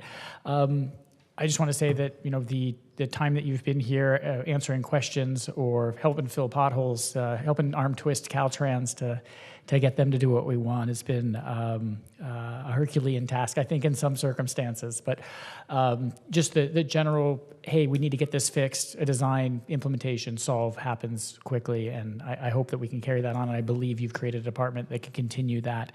I tell people that Sean just wants to be able to ride his bike to work, and so safely, and so anytime we have the opportunity to get safe multimodal transportation in the city without detriment to automobile transportation, you were right there trying to make that happen, and I think it's done a lot for the city. So thank you so much, and good luck in Irvine. Thanks. Thank you. So now, members, we're going to move on to the agenda. Next on the agenda is the consent calendar, items 10 through 15. Would any member like to pull an item off the agenda? I'd like to pull number 12. Hold on, Vandermark, number 12. And 11. 11. Councilwoman Moser. Anything else? I got a quick question on 10. Go ahead. Quick question on 10 is just, is the letter going to be sent to the taxpayer's address, not just a nuisance property address? That's it. Yes. That's it. Okay. So items 11 and 12 been pulled. Do I hear a motion to pass 10, 13, 14, and 15? I'll move the balance. Second. It's been moved and seconded. Clerk, call the roll. Who was the second on that? All right, Burns. Burns. Okay, Councilmember Kalmick. Aye. Mosier. Aye. Vandermark. Yes. Strickland. Aye. McKeon. Aye. Bolton. Aye. Burns. Aye. Consent items 10, 13, 14, and 15 pass 7-0. Okay. Item 11's been pulled by Councilwoman Mosier. You get to open. Thank you. Yes, this is just the minutes. I have a very quick change. Page 23 of 25, in the next to last paragraph, the last line, it currently reads, Councilmember Mosier expressed some concerns regarding a recommendation to move the social services supervisor down to a manager level, and it should say to move the director of homelessness and behavioral health position down to a manager level. We'll make that correction unless anybody objects. No objection. Do you want to move the item? I'd like to move it. I'll second it. All right. As amended, Councilmember Kalmick. Aye. Mosier. Aye. Vandermark. Yes. Strickland. Aye. McKeon. Aye. Bolton. Aye. Burns. Aye. Item 10 is amended. Passes 7-0. Okay. That was 11. Item 11. Next member is item number 12, Mayor Pro Tem Vandermark. You may open. So I've reviewed the reports. I did talk to Travis about it, and I asked. So I'd like to go ahead and approve this, but only Part A. I looked at Part B, where they're asking to have a home market space rent study, which would pretty much tell us rent is high at $10,000 at least. That is a push for rent control. That's something we've been dealing with, and that would violate our charter amendments. So I'd like to pass number 12, but only Part A. Or make a motion to pass 12, only A. It's been seconded. It's been moved by Vandermark, seconded by Councilman Burns. Mr. Mayor? Yes. I'd like to make a Council. substitute motion to approve as recommended, both A and B. B also includes receive and file of the annual report. B also includes the marketing outreach, which I believe also includes letting folks know about the Mobile Home Advisory Board and its implementation. And I think it's 20 years after the last time we did a market study. We have our own mobile home park as well. And I think that gathering that type of information is what government's really good at. And to have that information for whatever purpose it may be, I don't believe that it necessarily is directly related to a push for rent control, since that requires a vote of 50% plus one of the people. I think folks that are moving into mobile home parks want to have an understanding of what rent is around the city, and if they are being treated unfairly, they can advocate for themselves. But I don't think that gets us to rent control. So I'll make the motion for the full. I'd make a second. Okay. The substitute motions by Kalmick, seconded by Mosier. Any discussion? No, yeah, I just want to say it's in the agenda, so that the study in 2001 says it clear that the primary purpose of this study was to inform the council of whether or not a rent control or rent stabilization ordinance, RSO, was needed at that time. And I don't feel it's proper to use taxpayer money on a survey that will promote rent control, which is prohibited by our city charter. Okay. So, Councilman Burns. And the mobile homes are regulated by HCD. I'm not sure why we'd be involved in it. And I believe there was just a rent control passed at the state level for mobile homes, if I'm not mistaken, but I don't believe we belong in. I think it exempted mobile homes. The rent control, yeah, it did. Yeah. Okay. So there is a motion by Mr. Kalmick, a substitute motion. Let's deal with that first. Clerk, call the roll on the substitute motion. I just wanted to clarify before we take the vote. Sure. Because there was some statements made. As I said, that's the 2002 market study. I'm not implying that it's the same reasoning for this at this point. I understand that that's factual for 2002. I think the city collecting data and understanding what the space is, I think, helps the city council make good public policy decisions. And I think it's a nominal fee to collect that information at this point. That's it. Okay, clerk, call the roll on the substitute motion. Yes. Mosier. All right, Councilmember Kalmick. Aye. Mosier. Aye. Vandermark. No. Strickland? No. McKeon? No. Bolton? Aye. Burns? No.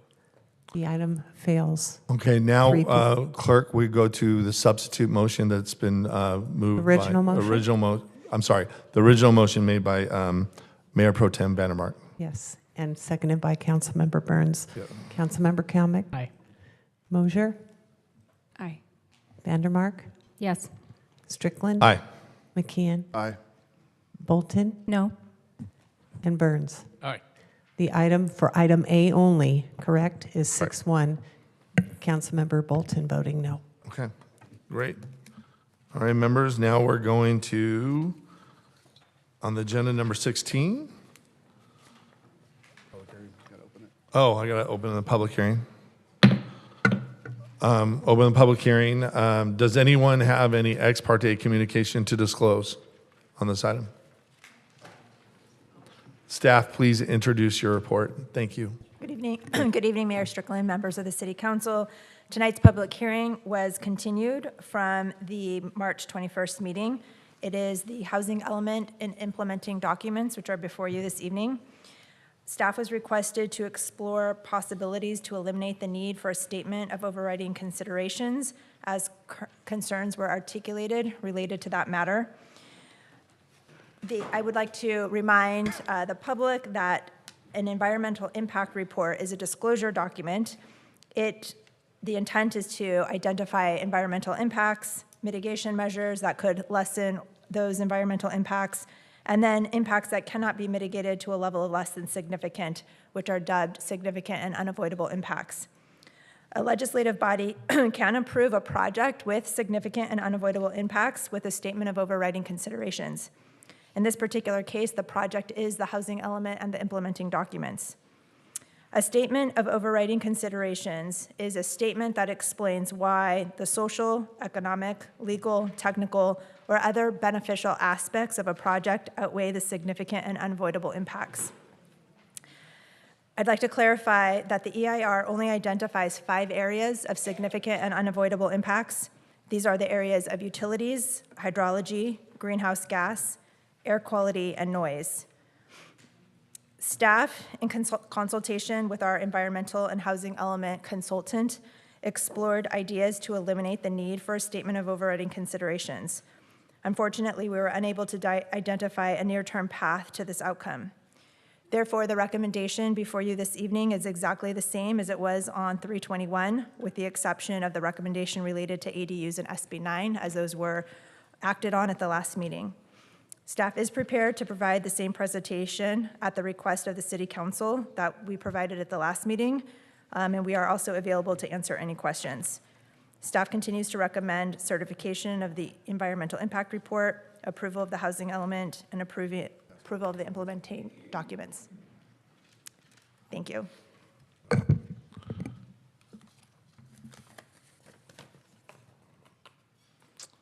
Do we have any public comments on this issue? Yes. We have 9 people signed up to speak. Before I announce their names, we did receive 83 email communications regarding this item that were compiled and delivered to you and posted to the web before tonight's meeting.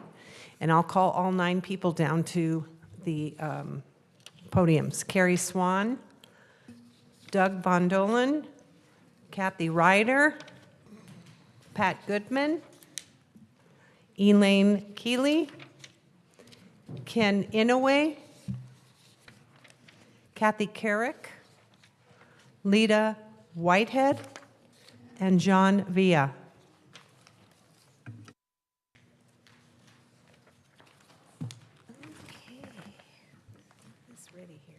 One more, Valentina Bankhead. That makes 10. Good evening, Carrie Swan here. I'm here to oppose agenda item 16. As you know, I was here 2 weeks ago urging a vote against the housing element and the statement of overriding consideration, which, as I stated, was the dirty little deed that gave us all the stack and pack high density along the Beach-Edinger corridor, which is a permanent monument to bad planning and stupid or corrupt politicians. So this battle has been my battle cry for 10 years, literally a crusade. It was the primary reason I was the lead proponent in the recall. It's why people like me and dozens of other people have been fully engaged and willing to spend hundreds of hours volunteering for candidates like Vandermark, Strickland, McKeon, and Burns, and before them, Peterson, Sameta, and Sullivan. Ms. Mosier, you can filibuster all you want, and Kalmick, you can twist yourself into a word pretzel all you want, but you fool nobody. Your endless rants prove that you answer to Newsom and the Sacramento Mafia, not the citizens of Huntington Beach.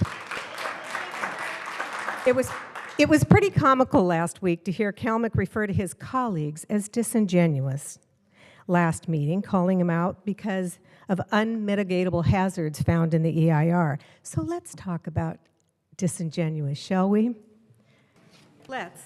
I have some of your campaign literature, all kinds of pieces from a couple of years ago, okay? We've got Mosier, Natalie Mosier, right here. She will fight to oppose overdevelopment in Huntington Beach. We have Kalmick. This is yours, bought and paid for by you, not the unions. Dan Kalmick has a plan for the future of Huntington Beach. Fight to remove high density from the city's zoning code and specific plans. I've got one rate, oh, here's a nice Mosier one. Does not support massive development in Huntington Beach. There's one after another. And then there's all the Kalmick and Tito ones. Yeah, I like that. We'll fight to protect your quality of life, okay? I'm sorry, but that's pretty disingenuous right there. What I do know, what's pretty disingenuous is to harass your colleagues for keeping their promise to the citizens of Huntington Beach. Unlike Ms. Mosier, who was promising to fight high density, but who tells us we have to follow the law. Sort of like Nancy Pelosi says you have to pass a bill to see what's in it. If we're to pass this steaming pile of manure, we would have no legal recourse to stop any of the development that would try to be pushed through before our lawsuit could be settled or resolved. Do I expect Kalmick, Mosier, or Bolton to change their votes? 10 seconds. No. But it is abundantly clear that you do not answer to the people of Huntington Beach. The other four do. Fight on. Thank you. Next speaker, thanks for being here. Good evening, Mayor Thank you. Strickland and City Council members. I'm Pat Goodman, and I'm here to ask you to vote aye on agenda item 16, the housing element update. In 2017 or 18, I think it was the previous city council, they declared a housing emergency for our city. And just a reminder that the housing element is an attempt to address not only the affordable housing needs in our community, but market rate as well. It establishes city-controlled zoning that offers property owners and developers to build residential housing over a 9-year planning period. The housing element before you does not negatively impact wildlife sanctuaries, migration paths, wetlands. As far as I know, there's no zoning on the inventory of any of the mobile home parks. On the contrary, overcrowding, homelessness, and aging housing stock do harm our environment.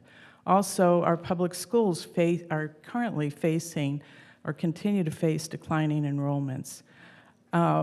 We need to offer affordable housing opportunities to our workforce and first-time home buyers.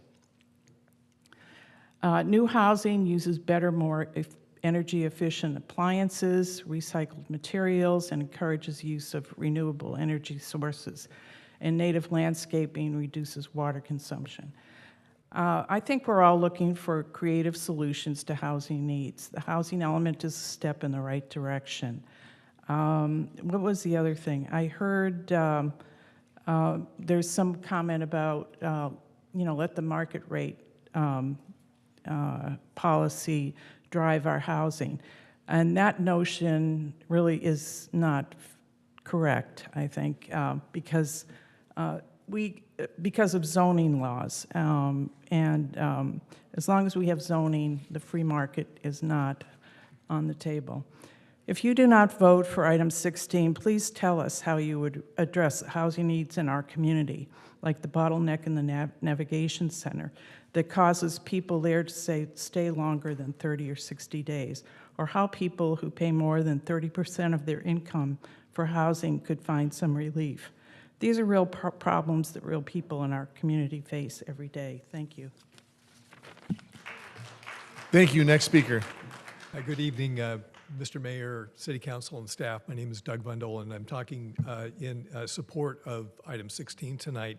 I'm kind of in a reflective mood tonight because I'm both selling a townhome and I've been thinking an awful lot about the speech that you gave to the business community at the breakfast a while ago, talking about your father and his recent passing. I know that was in April, and that's coming up. I lost both my parents in 2021 too. My anniversaries of their passing are coming up also too. I know it's a tough time.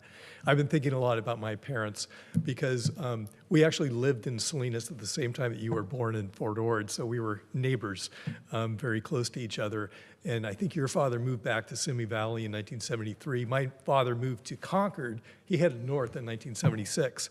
And I was looking at what average salaries, median incomes for families were and home prices back then. The median income was $12,000 and the home price was $30,000. So it was about 2.5 times the annual median income. It's currently now 10 times. So even though the interest rates are lower taken, I happen to know because I've got a first-time buyer that's trying to buy my townhome for $800,000 right now. Their interest rate is 8.2. It's not low anymore. Those days are gone. The costs have increased an awful lot. I know that when I bought my first home, I was paying rent. My rent represented about 15% of what my income was, or my wife and our monthly income was. That stayed pretty constant throughout the 70s, 80s, and 90s. It's now currently 35% for a lot of these people that are trying to buy for the first time. I don't know how they do that. I've got a couple currently that are trying to take out a jumbo loan for $650,000. So they've been able to find $150,000 while paying 35% for their rent. But this is impossible for young people right now. If we don't act, we're going to lose entire generations of people for Huntington Beach, the people that we need to grow and continue to thrive as a community.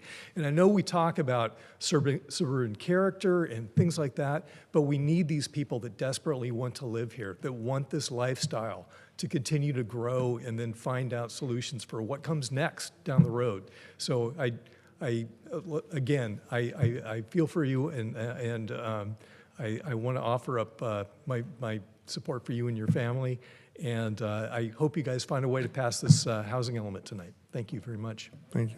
Thank you. Next speaker, thanks for being here. As I stated before, I'm Elaine Bauer-Keeley, and I was discussing the roller coaster effect of declining enrollment and the very families that were just spoken of not being able to afford a home in Huntington Beach. And just to conclude my comments before, without housing these families, our school districts are going to suffer. They will need to close schools, and those school board members have to be fiscally responsible to have school sites of 450, 500, 600 students, not 200, not 300. That's not a viable school site. You can't have the support, the custodian, the principal, the secretaries, the programs, the enough parents to keep a very small school site like that going. So schools will need to close unless we can find a way to have families back in this city, able to afford housing, and wonderful families from every group. As I noted before, at Perry School, those were great families to work with. We need to have the two-pronged approach that you talked about 2 weeks ago. That the lawsuit can go forward, but you need a plan. And as a school administrator who had to write many plans for the state of California, they don't listen to you very well when you have nothing and you've offered nothing else. So respect your staff who wrote a good plan, put something together, and then go forward with what you need to do. Because the Huntington Beach I knew in the 60s and 70s, where you played on the street when till the street lights came on. And then my children in the 90s were able to do the same thing. They played on the cul-de-sac till the street lights came on. That's not possible for the next generation and my granddaughter's peers to be able to have the same kind of Huntington Beach, because they simply can't live here in Huntington Beach. And with no plan, we have no chance of that happening. So whatever you're going to do, but if you vote down a plan, you better come up with a plan to keep this city the beautiful seaside city that you want it to be, and to keep your school districts viable and the top school districts that they are. But they can't if you handcuff them with this increased declining enrollment that will go on with the path that you're on. So please help our schools, help those school board members, help those superintendents keep our schools the very top in this country. Thank you. Thank you. Next speaker, thanks so much for being here. Thank you, Mayor and Council, for affording me the opportunity to express my views. With regards to the last council meeting on March 21st, 2023, I would like to personally thank those few of you who were willing to stand your ground in opposition to the statement of overriding consideration in the housing element. You exemplified strength, character, and integrity. I appreciate the fact that you take your elected position seriously and you stand for the people of our great city, Huntington Beach. This speaks volumes. Please continue to protect our people, our environment, and our beautiful way of life that we all cherish. Please don't acquiesce to the political pressures placed on you and our great city. I oppose the housing element. I urge a no vote. I appreciate your consideration of my comments. Thank you. Thank you. Next speaker, thanks so much for being here. Hi, my name is Kathy Carrick, and I'm a 45-plus year resident of Huntington Beach, and I oppose item number 16. There was a lot of very important discussion at the March 21st council meeting. I wanted to especially thank Mr. Burns for his excellent questions on the certification of the environmental impact report that revealed much needed information. And I'd like to thank Mayor Strickland and Mayor Pro Tem Vandermark for their heartfelt comments on the significant and unavoidable impacts portion of the EIR and the statement of overriding considerations. According to NPR, California is home to some of the country's strictest environmental regulations. I think we all pretty much know this, but what's interesting is how the state requires us to basically sign away our concern for the environment through a document called a Statement of Overriding Considerations at the altar of high-density development. So is the state saying that concerns for the environment don't really matter if there's an overriding political point to be made? Even though California's population is decreasing, the state wants us to build upwards of 13,000 more units in Huntington Beach. Even though there is plenty of open, unbuilt land available in California, the state needs Huntington Beach to build more units. None of this makes sense. At the last council meeting, Mr. Kalmick said that the significant and unavoidable impacts revealed in the EIR are boilerplate and unknowable. He tried to imply that they should be considered informational only. Does this mean that they are not really to be taken seriously? And he said, this building is not going to happen tomorrow. Well, if the city councils of 20 years ago had been more concerned about things they were approving, even though it's not going to happen tomorrow, maybe we wouldn't have some of the overbuilding we already have. Additionally, if we really don't need to take EIRs and SOCs seriously, what reports do we have to take seriously? What do we ignore and what do we pay attention to? I think most people can see the absurdity here. We're being asked to submit documents that say we are not concerned about how additional HDD in our community will affect our air quality, greenhouse gas emissions, water quality, noise, and utilities and service systems. Many of us in Huntington Beach do not want to relinquish the protections we have in these areas. City Council, these protections are important to us, and we're not willing to sign them away. Please do the right thing and vote no on item number 16. Thank you. Thank you. Next speaker, thanks for being here. Good evening, Mayor, Council, and City staff and residents. Kathy Ryder, longtime residents. Since 1969, California has required cities to develop a plan to meet the housing needs across the state. A compliant housing element is just that. It's a plan. It's a plan that lays out the type of homes to be available at all income levels. It's not a demand to build the houses. It's just a plan.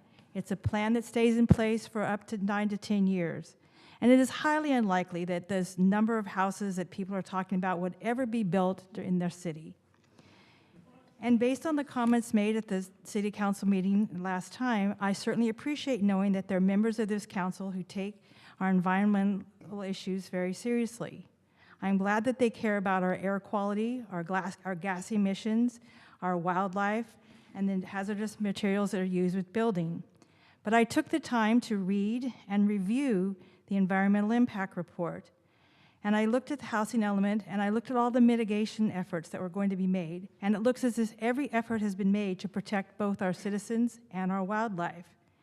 And knowing that you are such environmentalists, trust me, I will be watching you as we go forward with plans that come forth that involve our environment.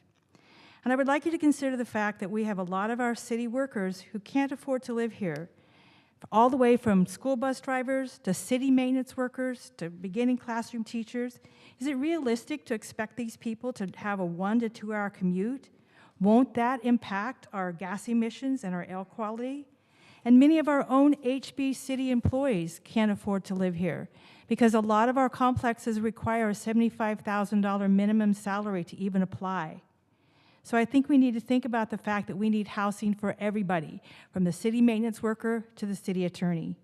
And our schools are suffering because they do have decline enrollment. And quite frankly, on our street, there hasn't been a school-aged child live there for over 15 to 16 years.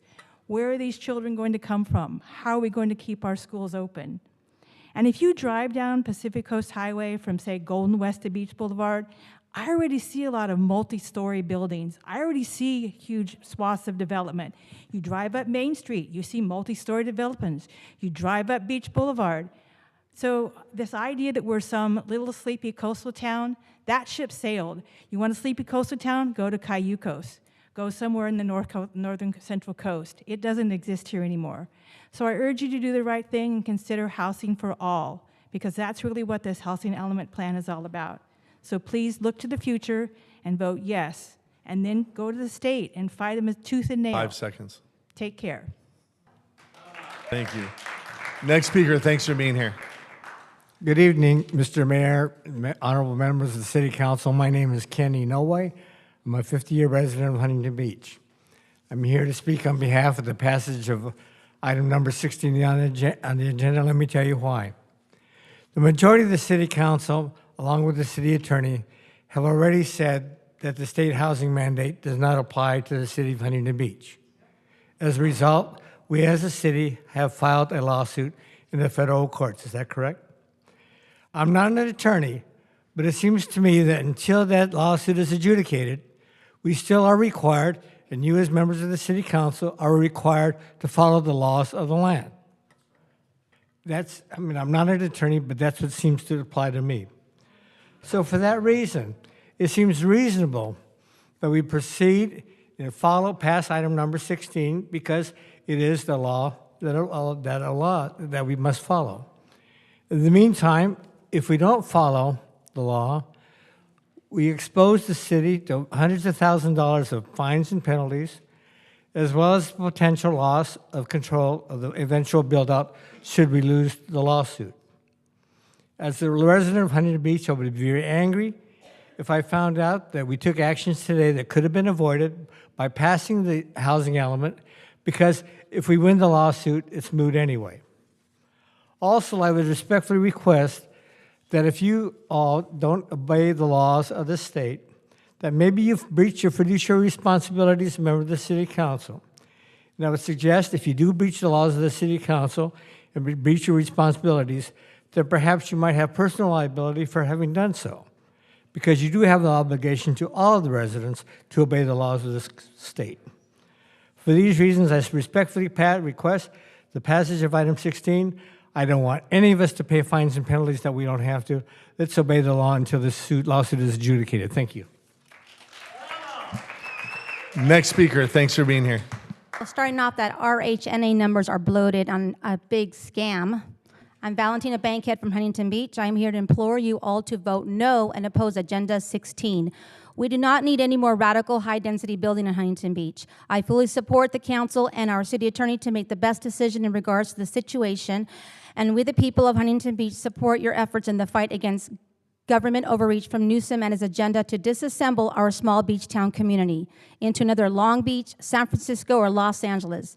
We need to get his claws off our town.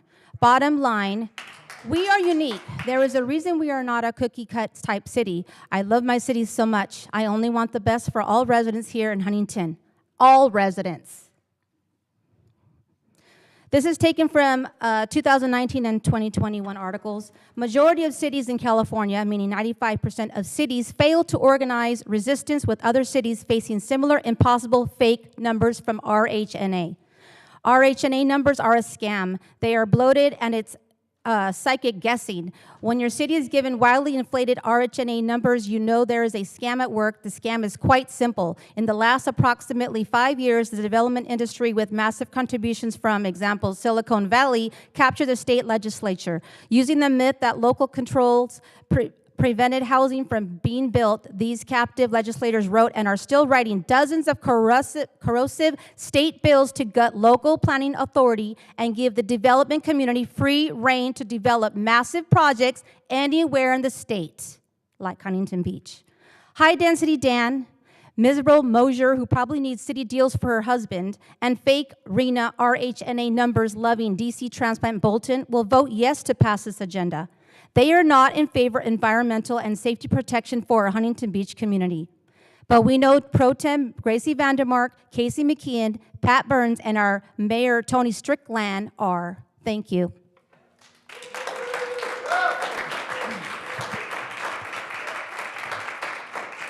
Madam Clerk, is that all our speakers? I'm just giving the last call to John Villa. You didn't come down. Seeing he's not here. Nope. Okay. That closes the public hearing. Thank you. Let's close the public hearing.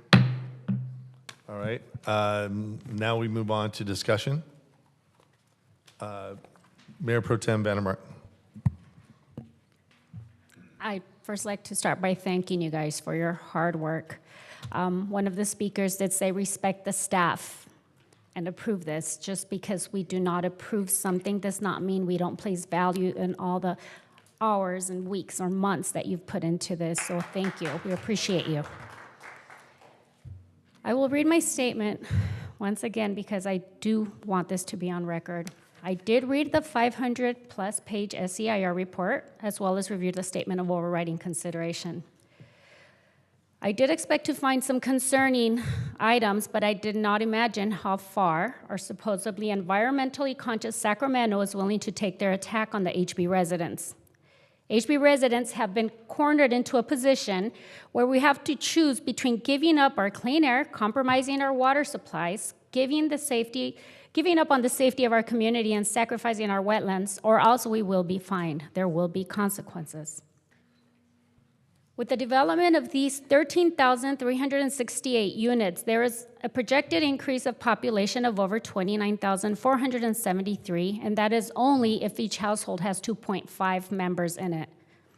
If you double that number, a family of 5, that can double, or it can go even higher. I'm one of 11 siblings. Most households that I know do have more than 2.5 people. Greenhouse gas emissions. These are just some of the concerns, and I just want to read them again so everybody understands what the hesitancy here is. Greenhouse gas emissions. As such, the report concluded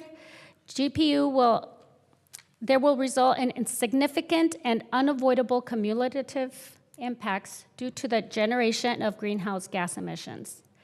ROG emissions. Despite compliance with GPU policies, PIR mitigation, the project would result in significant and unavoidable impacts concerning construction-related ROG emissions and operational ozones and emissions. Hazardous materials. Build out of this land use would result in the use of hazardous materials and thus would expose the public or environment to hazardous materials through improper handling or use of hazardous materials or hazardous waste, particularly by untrained personnel. Transportation accidents, environmentally unsound disposal methods, fire, explosion, or other emergencies. Schools. Any one of the 378 candidate housing sites will be a quarter of a mile of an existing school site, can be. However, the project would facilitate housing development, which does not typically involve uses of routine activities that would emit hazardous emissions. Notwithstanding, upset and accident conditions could emit hazardous emissions within a quarter mile of an existing proposed schools. The report identified the following schools and school districts in the city: Huntington Beach Union High School District, Huntington Beach City School District, the Ocean View School Districts, as well as portions of the Westminster and Fountain Valley School Districts. There are more than 50 public and private schools in our city. Water. Future housing demand facilitates the project would result in an unaccounted net water demand.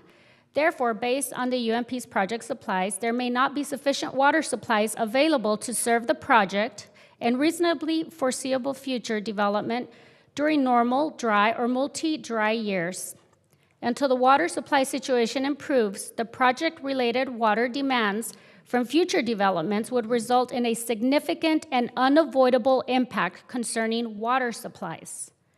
Noise. Anticipated increase in traffic volumes would increase ambient noise levels through the city. GPU, PER indicated that the greatest increase in noise levels would occur along Bolsa Avenue between Edward Street and Golden West Street. Substantial increases would also occur at various points along Adams Avenue, Atlanta Avenue, Edinger Avenue, Pacific Coast Highway, Bolsa Chica Street, Golden West Street, Brookhurst Street, where noise levels would increase above the established thresholds. Fire services. The project could result in substantial adverse physical impacts associated with the provision of new or physically altered fire protection facilities, the construction of which could cause significant environmental impacts. In order to maintain acceptable service ratios, response times, or other performance objectives could be potentially significant. Wetlands. Although the GPU PIR stated the general plan does have a potential to indirectly impact habitat for special status species, riparian habitats, the wetlands, by increasing environmental pollutants, promoting habitat fragmentation, and introducing invasive species. Effects of migratory fish and wildlife. The report concluded future development under the general plan could potentially result in the indirect loss or degradation of wildlife corridors through increased light and noise pollution, introduction of invasive species, habitat fragmentation, and increased urban runoff. Along with my concerns regarding our public safety, quality of life, and negative impacts of our wetlands, I'm also concerned about the methodology used to come up with the 13,368 units allocated to us.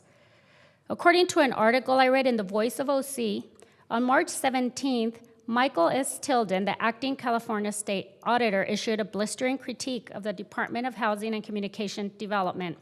I won't read the whole statement, but I'll just read a couple of sentences. In reviewing, this is from the acting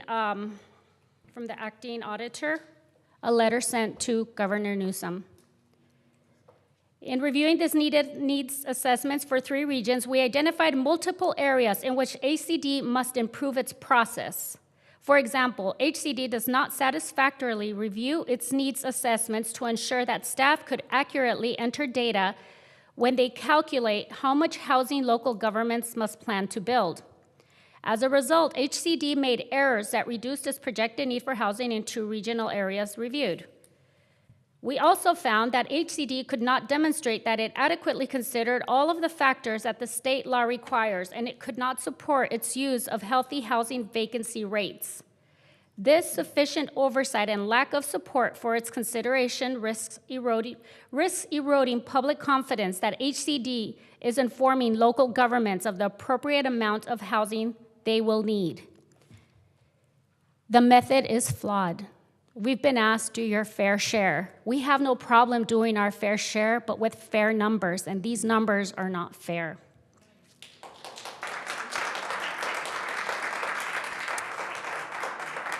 So I believe that asking us to compromise our clean air, water supply, public safety, and protected wetlands, along with all the endangered species that not only depend on our wetlands, but on a safe migratory pattern to survive, or else we will be fined into submission, is egregious and punitive. I cannot, in good conscience, support item 16. Sorry, is it 16? Yes. Yep.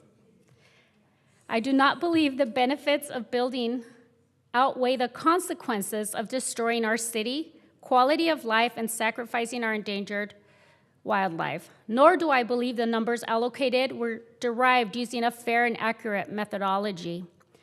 I'd actually like to extend an invitation to our governor, Governor Newsom, and our Attorney General Bonta to come to the city of Huntington Beach.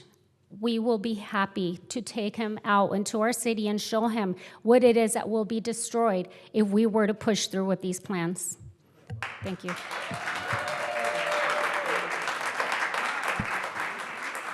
Any other members? Councilman McKinn. Thank you, Mayor. As you know, I was not allowed to participate in this discussion last meeting, but I'm happy to report that the next day, the FPPC confirmed that I do not have a conflict of interest, so therefore I'm very much looking forward to this discussion. So let's talk facts. Do you know why housing is so expensive in California? Two things. One is the fact that California is a very desirable place to live because of the weather and its coastal location. Huntington Beach is one of the most valuable pieces of real estate in the world as a coastal beach city on the Pacific Ocean.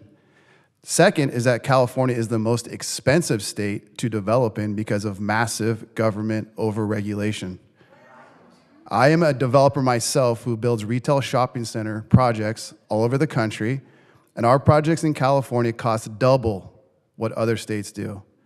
I recently learned at my recent SCAG meeting that under Newsom's 4 years in office, $110,000 in fees have been added to each home from Gavin Newsom's regulations.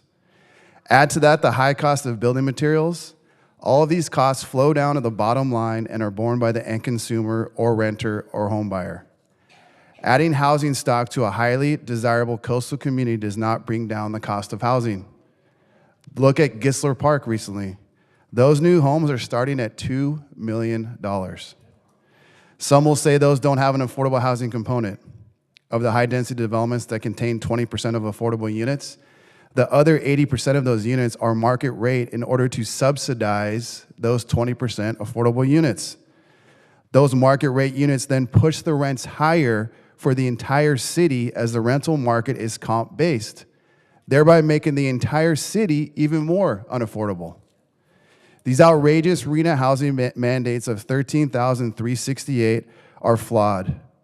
The state independent auditor, as Gracie touched on, report in 22 concluded that HCD was wrong in their RHNA determinations because HCD did not satisfactorily review its needs assessments to ensure that staff accurately enter data when they calculate how much housing local governments must plan to build.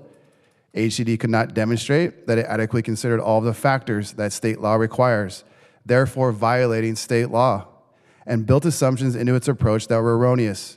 This insufficient oversight and lack of support for its considerations risks eroding public confidence that HCD is informing local governments of the appropriate amount of housing they will need. Let's go back to 2019. At the SCAG meeting, at the 11th hour, Riverside and Los Angeles colluded to force more housing units onto Orange County cities. Riverside as a region was originally expected to receive 235,000 units, and that number was then reduced to 165,000 units. San Bernardino was supposed to receive 182,000 units and was reduced to 135,000. But Orange County, which was to receive 108,000 units, was increased to 182,000 units. SCAG then stacked the deck and allowed all Riverside and LA County members to speak before the vote, and only allowed 2 OC reps an opportunity to speak until comments were cut off. The public was not allowed to analyze and comment on the new methodology. The new methodology was not analyzed for its impacts and failed to follow the law because it removed local input and growth forecast data. Our ability to build housing was thrown out the window because the current methodology ignores very real constraints that coastal cities must cope with, such as obtaining coastal commission approvals and lack of available land. We don't have land to build 13,368 units. As mentioned, we are 95% built out, which means we'll have to redevelop existing properties, most of which are industrial buildings that our small businesses occupy. So let's talk about the statement of overriding consideration that's been touched on. As we dig into this further, in order to prove this housing element, HCD is requiring us to sign a statement of overriding consideration that states that we believe that the benefits of these affordable housing projects override the negative impacts that they cause to the environment. In all development projects, you have to mitigate negative impacts to the environment through CEQA. Yet in this instance, the state is forcing our speech and violating our First Amendment rights by forcing us to say these mandated housing projects are more important than the negative impacts to the environment. In order to obey state housing regulations, we as officials must override CEQA. But yet to obey CEQA, we as officials must violate housing regulations. For the two state laws, RENA laws and CEQA, to be in direct competition or conflict, forces local city councils like ours to relinquish local decision-making one way or the other. The state is violating our First Amendment rights and forcing our speech to say that these affordable housing development projects are more important than air quality to the environment, more important than greenhouse gas emissions created, more important than the damage to our geology, soils, seismic ground shaking, and/or seismic-related ground failure, more important than the potential significant hazard to the public or the environment through accidental conditions involving the release of hazardous materials into the environment, more important than the strain on our precious resources like water quality or waste discharge that could degrade our groundwater quality and supply, more important than the noise this would impose on our communities, degrading their quality of life, more important than the strain these housing developments would impose on our public safety services, more important than the increased demand on our public spaces and parks, more important than the increase in traffic and the number of vehicular trips that would conflict with city goals and policies aimed at maintaining specific performance thresholds, addressing circulation in the city, more important than the impact on our schools and infrastructure. The list goes on, and I cannot in good conscience have my speech forced by signing the statement of overriding considerations, which goes against everything I stand for. I will not allow the state to violate my First Amendment rights by forcing me to sign a document that says I think these housing mandates are more important than the negative impacts to the environment that they will create. I won't do it. More than 50% of California cities are out of compliance with their housing element because of how unrealistic and unfeasible it is to plan for this many units. Why is HB punished by having the highest RENA numbers per acre than any other Southern California city? Areas like Marin County are allowed to skirt the affordable housing development requirements because they were granted lower than normal density requirements. Marin County was granted 20 units per acre when the rest of the state is required to build 30 units per acre. The 20 units per acre is so low that it renders housing projects financially unfeasible to develop, but yet Marin County is still allowed to count these sites towards their RENA numbers. They're allowed to use their acreage towards RENA when, for all intents and purposes, that acreage will never be developed. As an elected member of City Council and as one with purview to make land use decisions for our city, I need to do what is best for our city. I cannot in good conscience simply take orders that come down from the state. As council members, we do not give up our free speech or free right of expression because the state is mandating that I vote in a certain way or make certain land use decisions with a state desired outcome. My voice, my vote. Just as I shouldn't be told who to vote for a president of the United States, I won't be told here by the state how to vote. We have been good stewards with the state already and have already built more affordable housing units than most of our neighboring cities. We campaigned on fighting back against these forced high density mandates, and the voters gave us a historic election mandate to do so, and I cannot in good conscience vote for this housing element. This needs to be adjudicated in the courts, which is happening as our lawsuit moves forward. This fight means everything to our residents' local control and quality of life that have worked so hard to earn. A city zoning is carefully planned for decades through elected representatives that take into account physical geography, available resources, and environmentally sensitive areas. If the state can micromanage city affairs and dictate how they zone their city, why even have city councils? The state will never stop their overreach until we stand our ground and stop them. Coming just down the pipe from our good friend Senator Wiener is a new bill called Senate Bill number 423, which removes building and fire code compliance from objective standards for approval of projects. So when a fire truck cannot access a property and the building catches on fire, who's going to be liable? The state that removed fire code compliance from objective standards? This is the moment we stand our ground and draw the line in the sand to save our city. This is the moment we fight back, and as I mentioned when we were sworn in, if we lose this fight, we will pick another angle, because I will never stop fighting against state overreach in order to protect the city I love and the amazing residents who elected me, because I would rather die on my feet than live on my knees. Thank you.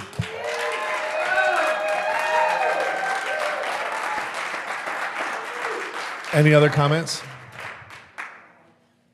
Councilman? Thank you, Mr. Mayor. That was wild. All right, so we're conflating a lot of things here, right? We're conflating CEQA and the housing law, right? And there is a bit of conflict, but it's resolved relatively simply. I do want to address Senator Wiener's bill. It doesn't remove your fire code from the process. It removes you from being able to deny it based on fire issues. You still have to meet California building code after the fact. It just moves you through the process a little bit more quickly. Sure, but it removes it from post-entitlement requirements, so. Pre-entitlement requirements is That's, my yeah. understanding.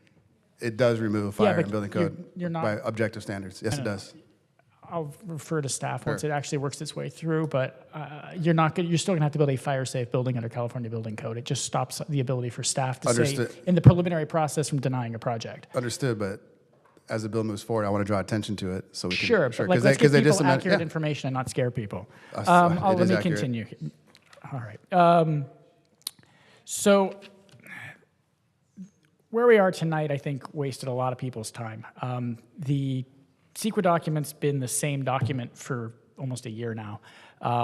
We've now come to find a technicality under the statement of order and consideration, which I feel shows like a real lack of understanding of the CEQA process. CEQA is super complicated. I mean, a lot of folks have gone through CEQA now as activists multiple times. It's a complicated process. I'm interested to see, as we move forward, other SOCs that we're going to need to probably sign in order to move other projects forward in this city that are going to have similar environmental concerns. We got a lot of emails this week too, and a lot of folks, and I find it, and I don't blame them, right? A lot of people, I've lived here for 40 years, I've lived here 80 years, I've lived here, I'm 8th generation, Huntington Beach. I've lived here for 20 years, and the affordability of housing in this city it's no longer affordable to live here. A lot of folks that stated, I moved here in 1970, I moved here in 1960, paid, I think some folks said, you're paying $45,000, $75,000 for your home. My home's worth like $1.5 million now. I paid like half that less than 20 years ago. 7 years before that, somebody paid a third of that. Wages haven't increased in that regard. And I don't know, someone sent an email, and I was feeling like I needed the time. So I did some math, right? And I said, well, okay, somebody wants to try to buy $1 million home in Huntington Beach, which is like about where you're at right now. So you got to come up with $200,000 down. Sure, you can come up with some of the state and federal programs to lower that down payment, but you still have to service the debt. You got to make like $280,000 a year to buy that home just to make the 30% debt to income ratio, or you are upside down. That's a lot of money. That puts you in the top 5% of income earners. And some people say I worked real hard to get here. I don't think anybody that moved here in 1970 has worked any harder or any less hard than someone trying to move here today and raise a family. And it was interesting, a bunch of folks came to our meeting and then went to Ocean View School District meeting right afterwards to say, don't close school sites. And there's a direct correlation. We got emails from folks saying, you don't solve homelessness by building homes. That didn't make any sense either. I understand the concern, but a lot of our folks are priced out of the market. I met a woman at the shelter when I was there last week who lived in Huntington Beach for a really long time and lost her job. She's now working for the city part-time, but she's living at the shelter because she's homeless. But she's never done drugs, doesn't drink. She's not an addict. She's not a criminally homeless person. And the cost of housing is so high. We aren't going to build our way to affordability. I agree with that. Attainable housing is something that is gone in this city, and I don't think you can have a sustainable city with multi-million-dollar homes in a city this size. As folks get older, they stop buying things. Statistically speaking, you don't have 3 or 4 kids, so you're not out there shopping, putting sales tax into the system. You need to have a diverse community and a diverse demographic in your community. And if we end up with, where starter homes are $1.5 million, $2 million, there's no jobs in Huntington Beach that can support that. And now you've got people driving to work every day. My wife's job is not in Huntington Beach to help support us living in Huntington Beach. And that's a problem, especially since a lot of concerns we get emails on are for traffic. And if we've got people commuting in and out, I think the last statistic was like 70% of our city commutes out in the morning to go to jobs elsewhere. We're hearing from our employers like Boeing that their starting engineers can't afford to live here. And we're talking, now flip that over to rents, right? I mean, half the city rents, and renting is, I think the moderator, a woman spoke about, she called over to Elon and said, mod affordable housing is $2,000 a month. Because the median income for a family of 4 is like $143,000 to qualify. Like, it's wild. And those jobs don't exist in Huntington Beach because most of our sector has moved to tourism.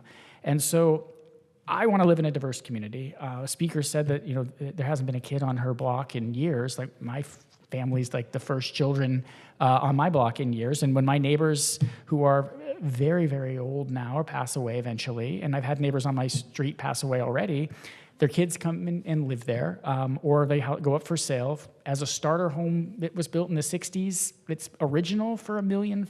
Like, that's, it's not sustainable, and it's not a community that thrives. So it's, because you're going to see, again, like, folks are complaining they're closing schools and they moved here for the schools. So if you don't have a diverse community that can afford here to move with a family, I don't know what happens. Does Goldman Sachs come in and just buy all our property and where everyone's a renter here? I don't know how we solve that. But I do think what happens here is if we go out on this technicality and the council majority says we can't sign a statement of voting consideration because of the programmatic EIR, which says some unknowables basically state that we've violated a CEQA threshold that's arbitrarily set. Then what happens is the state rolls in here, puts us in receivership, and we end up passing the housing element that received its "you're okay" letter back in August, which eliminates all of the compromises that we came up with all the residents on Edwards Hill, all the residents of Seagate, all of the other changes that we made to try to make this a less worse document, which again is a zoning document. I hear the word build quite a bit in all of the comments, including from this council. It's a zoning document. And again, the zoning exists on Beach Boulevard for the same zoning we're looking at implementing other properties, and they don't get built. This is, as some have said, this is a paper chase. This is an administrative document that shows that we can meet state law. It's not a building target. Not to say that at some point in the future it becomes a building target based on what Sacramento wants to do, but at this point it's a zoning target, and we met this goal in the last housing cycle with little fanfare. We didn't actually meet our low-income goals, but we met the goal of at least showing on paper that we could meet these state goals. Now, you may disagree with them, you may agree with them. Obviously, you disagree with them. And I think 13,000 is a high number, but we have a document that shows that we can, in theory, we can meet that number. So why not pass it? Because if we don't, the people of Edwards Hill are going to have to come to this council majority and ask why the zoning on their property next door to them is now 70 units to the acre or 35 units to the acre. Why all the properties that we pulled out specifically for cause are back in the plan and have been passed by the state because we've been put into receivership under state housing law. It'll be at the feet of this council. I think the plan we have doesn't result in the building that I think a lot of folks are worried about. Again, we have this existing building in town. We know the land value is expensive. We know it's expensive to build. And I think that this is the speech of this council is not your individual speech. And I think that this argument that we're violating our free speech, we've got an item later on the agenda that talks about speed limits and how we set those. We just throw those out too. Like, it's a state law that says you gotta have speed limits and you have to do a methodology to meet those speed limits. Same argument made. And so we pick and choose apparently the state laws that we're going to comply with. And we are not a sovereign nation of Huntington Beach, where it's a subdivision of the state of California. And while we may not like it,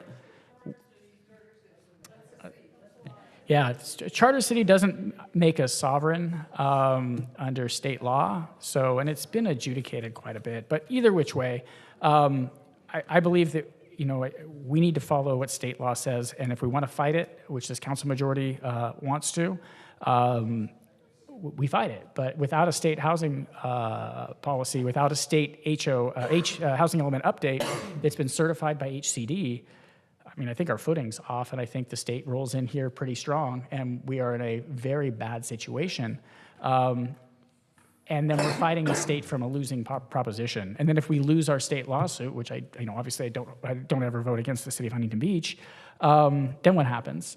Now we're in a worse off situation than we could have been tonight, passing something that isn't necessarily something everybody agrees with or thinks is great, but it fixes some of the things that a lot of people had a lot of concerns with.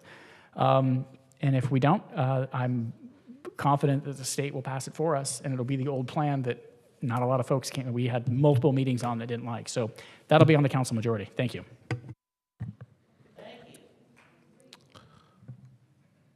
So I'd like to say a few words just in response to the feet of the council majority. No, it won't be on the feet of the council majority, because we got elected by the citizens of Huntington Beach to fight for Huntington Beach. If the state comes in and does receivership, it's at the feet of Governor Newsom for destroying our city, not the feet of the majority of the city council. So that's number one. Two, it's not a technicality. Like, at the end of the day, you're asked, and yeah, look, I think less government's better government, but government closest to the people's best of the people. I don't want a bureaucrat from Sacramento or Governor Newsom. He can visit all he wants. He's not here. He doesn't live here. We represent. We're out in the community. He shouldn't make those decisions. We should make those decisions. And at the end of the day, the reason why we're fighting against this, because it is fundamental. It's fundamental. If we lose this fight, the city that the people love here in Huntington Beach, the suburban community that they love, is gone. And that's not at the feet of the council. Quite frankly, if we didn't get elected, it would have been at the feet of the previous council.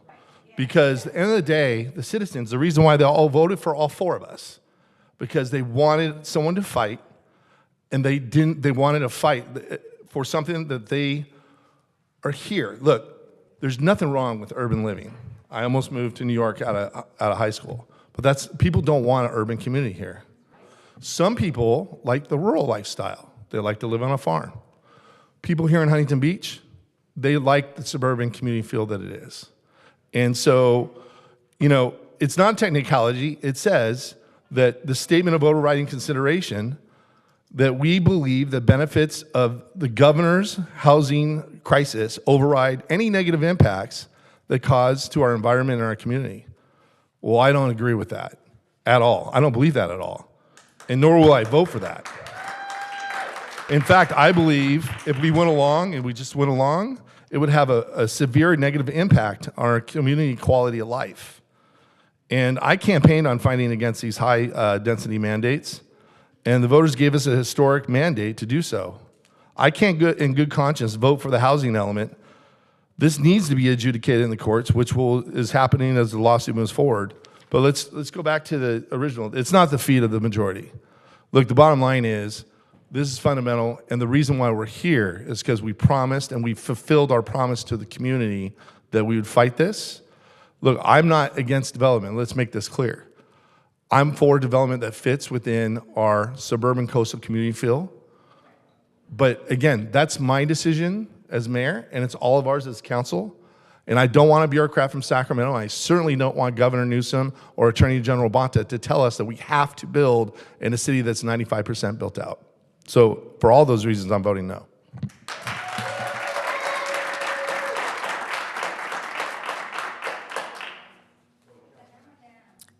Thank you, Mr. Mayor. So I think we have just a fundamental disagreement. You said it's fundamental about what our future looks like in the city, and about, whether we should fight this in the courts. Okay. So process-wise, I think everybody knows where I stand on affordable housing. I support affordable housing, and I'm concerned about the future of the city if young people can't afford to live here. If we wanted to fight, there are two ways to go about doing it. We could pass the housing element and maintain local control during this time that the lawsuit is being litigated. If we win the lawsuit, great.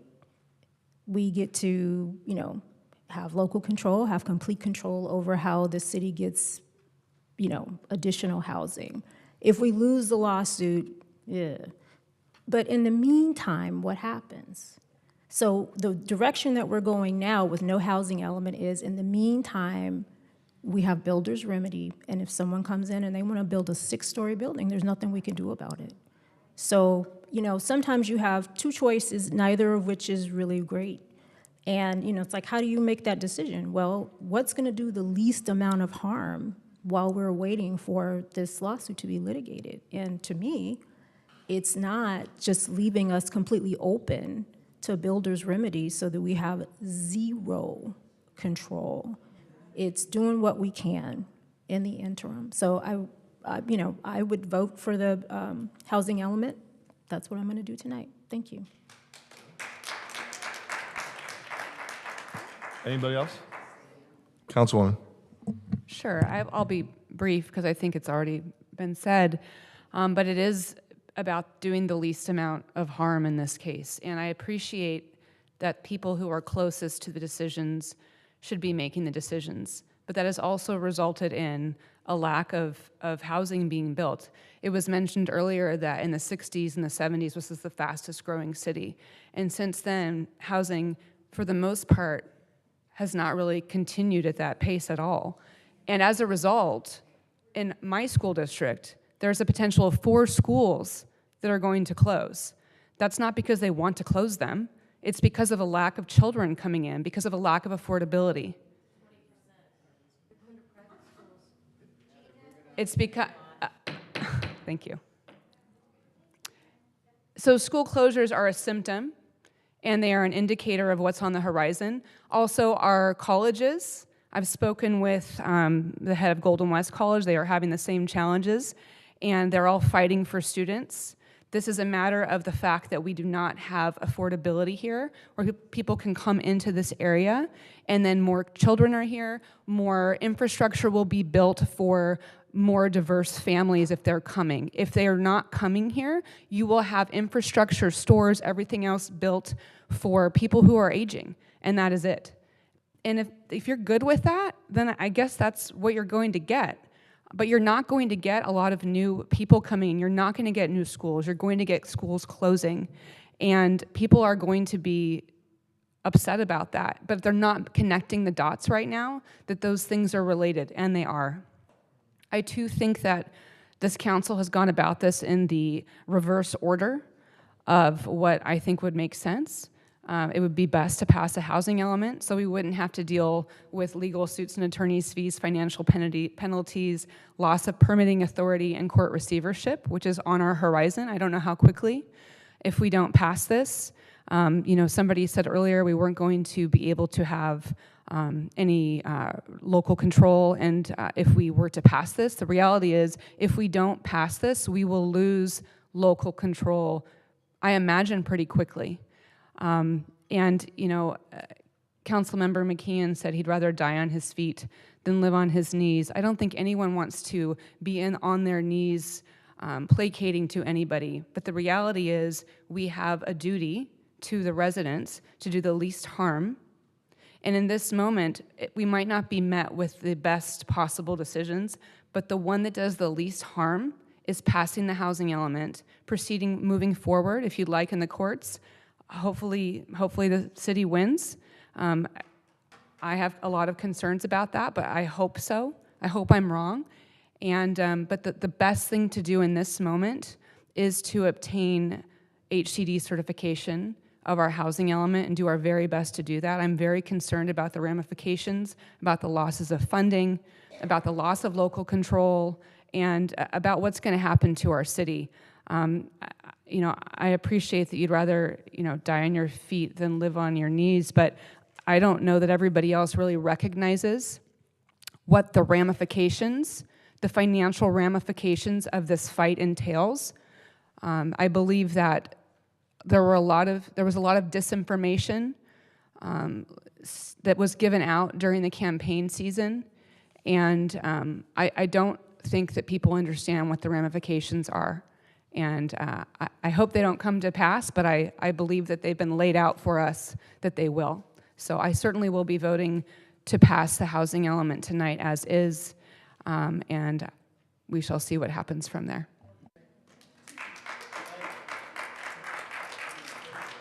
Okay, Councilman Burns. Yes, please. Unfortunately, I feel I do have to say something, give my 2 cents. A while ago, the state auditors, like you've heard, the state auditors issued a scathing report about HCD's numbers as they are, as flawed and unsupported by evidence such as population predictions, vacancy numbers, and expected growth. The resolution is not in the best interest of HB, Huntington Beach, and does not address that there are no known environmental impacts not addressed in the final SEIR. The SEIR cannot address all the impacts, and I do not believe that the project's value overrides the environmental impacts. I don't see in the report how the overbuilding directly affects the residents of HB, short-term or in the long term, which I believe it will adversely affect our quality of life, which I am hell-bent on protecting. There is no way of knowing all the potential impacts of these projects: long-term traffic, overcrowding, overbuilding, housing needs, etc. We have lost population in Huntington Beach. I believe the impacts of these projects will have adverse effect on our quality of life in HB. This resolution leans us toward the destruction of Huntington Beach and not the betterment of Huntington Beach. What is known is that we, the City Council, are being coerced into signing off on a document that I do not agree with and that I believe does not serve the best interests of the residents of Huntington Beach, the businesses of HB, the visitors of Huntington Beach, and even the state of California. I think this is a political tool to attack the city's power to govern ourselves and, most of all, free speech. We received a letter from the governor and AG Bonta threatening us of repercussions if we don't comply with these mandates from the state. I've read that letter, and I'm in disbelief that this is the United States and we receive a letter from upper government down to us. It's absolutely disgusting and revolting. The state and some council members do not care about Huntington Beach and actually seems to want to ruin Huntington Beach as we love it today. In good conscience, I cannot vote for this when it is so wrong in so many ways. I represent the people of Huntington Beach, and my vote is for the people and businesses of Huntington Beach. I am one of their voices, and my vote must be done freely and without threatened or coerced with repercussions by the state. Our government, its governor, or the AG should not violate or try to suppress our freedom of speech. This resolution does not seem to exclude residents from any impact, as we are not part of the environment. I cannot vote for or support the statement of overriding consideration. It is flawed and incomplete. I don't believe that the project's value comes close to overriding the environmental impacts. I think CEQA laws are flawed and favor the destruction of Huntington Beach and supports the unjustifiable political agenda targeting free market capitalism, free speech, and all that makes us a great country. I don't, unaffordable housing in Huntington Beach. Every time I've seen a house go up for sale, there's one of two things that have happened. They don't reach a bargain, the people are asking too much so it doesn't sell, and the people stay living there. Or it sells. I've almost never seen a house not sell. So somewhere, there are people that can afford to buy in Huntington Beach, and that supports our nice suburban beachfront community. I out of everything that bugs the hell out of me most of all is how the governor and his administration, in this day and age, we are under such attack our freedoms, and to attack our freedom of speech and to self-governance, to completely fight against capitalism. At some point, when houses don't sell, they will drop again to more affordable for people to move back in. I believe in our country. I believe in the system that made us so great. And for that, I will support our country, our city, our people, and I will vote against this thing. That's it.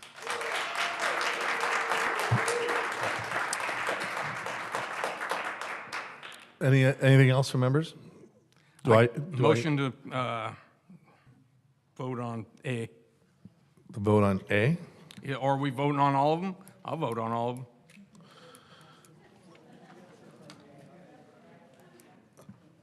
Okay. Are you making a motion to deny certification? Okay.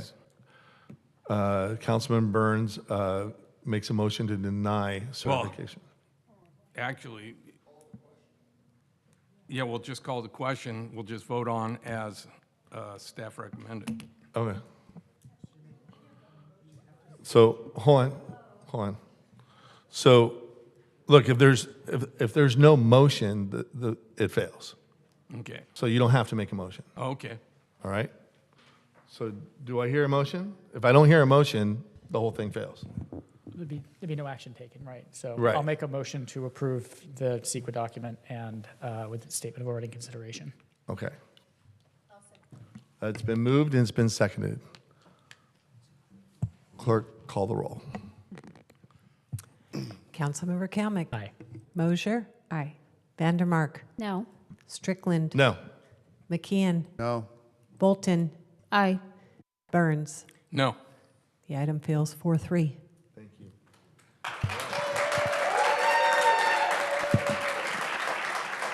So members, now we move on. Hold on, Tony. Oh, I'm sorry.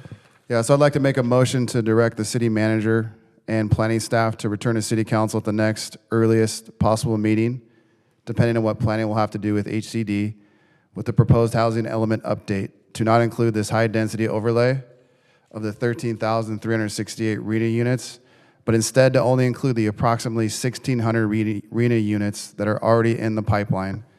This motion is made on the basis that because the state's mandates are so flawed, onerous, burdensome, and environmentally harmful to the city, that the city council may have to consider self-certifying our housing element. It's been moved. It's been seconded by Mr. Burns.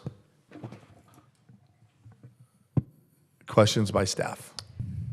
Well, I seem to understand the motion to put in the overlay for the projects that are already in the queue. However, those projects are already approved, so Okay. the overlay would not benefit them. Okay? All right, drop it. No? So, So what would be the process to self-certify our housing element?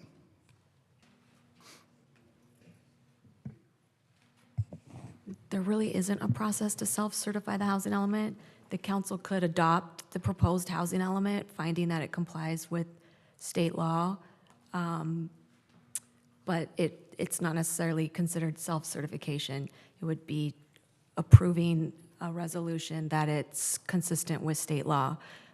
Self-certification would be something that would happen at the court if we were not certified, but asserted that we were in substantial compliance. Okay. All right. City manager may I has ask a question. Would there have to be a categorical exemption that would be associated with that, or? There would have to be a CEQA action, A yes. CEQA action, okay.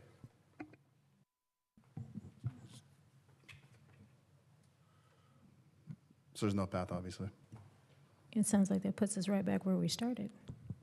Well, so just for clarification, in terms of certification, that's a generic term. If this were to come back modified as proposed, and they were to pass or adopt the resolution as modified at a future date, essentially the city would be moving forward with the approved housing element. Theoretically. What are you asking? that's basically self-certification and without the HCD certification and without a formal certification box checked. But you can move forward with a resolution. Resolution of what? Yeah, the city council can adopt any housing element they want. Whether or not it gets certified by the state is another question. Right. What does that achieve? Question for the city attorney. So are you saying that we could take that action without any kind of CEQA-related finding? That's the kind of thing that would be up to staff. I don't know that answer. But, prior to SB 1333, charter cities actually could move forward with updated housing elements without getting any certification from HCD. So it's theoretically possible to move forward with an updated housing element without getting HCD certification. So Councilman McKeon, is that the goal, to come up with a housing that just is not worried about the certification from the state? Is that what you're trying to get to? Yes. But the CEQA question is a separate question, though, Mr. City Manager. Well, I believe based on what Jennifer said, we would have to have a CEQA component to bringing the policy back. Ursula, did you want to weigh in? Well, there's a few different things that are being discussed here. So a project would be approval of a housing element, which is a policy document. There's a level of environmental review that's required for that. Staff was bringing forward a means to getting a certified housing element, which included adopting the implementation documents, which became part of the project. So that went to another level of environmental review. As Jennifer mentioned, the City Council can adopt whatever housing policy you want to. We don't have to even submit it to HCD because, based on what I'm hearing, it's likely it would not be certified by HCD. Self-certification is where you're looking at the regulations and laws before you and certifying that it complies with them. I'm not sure that the City Council would be able to make those findings based on what the laws say. So those are all different components of what's being discussed.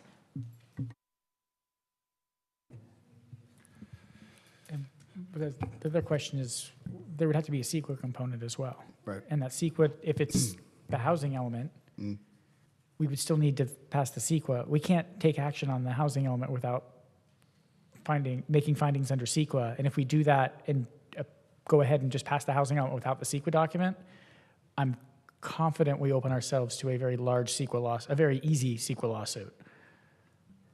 Well, right?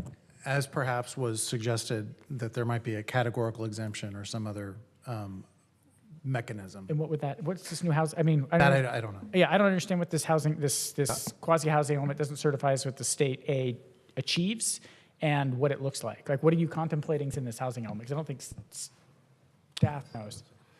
Yeah, I think the goal would be to self-certify our own housing element. And is it possible, Ursula, to approve a housing element that satisfies CEQA without a statement of overriding consideration?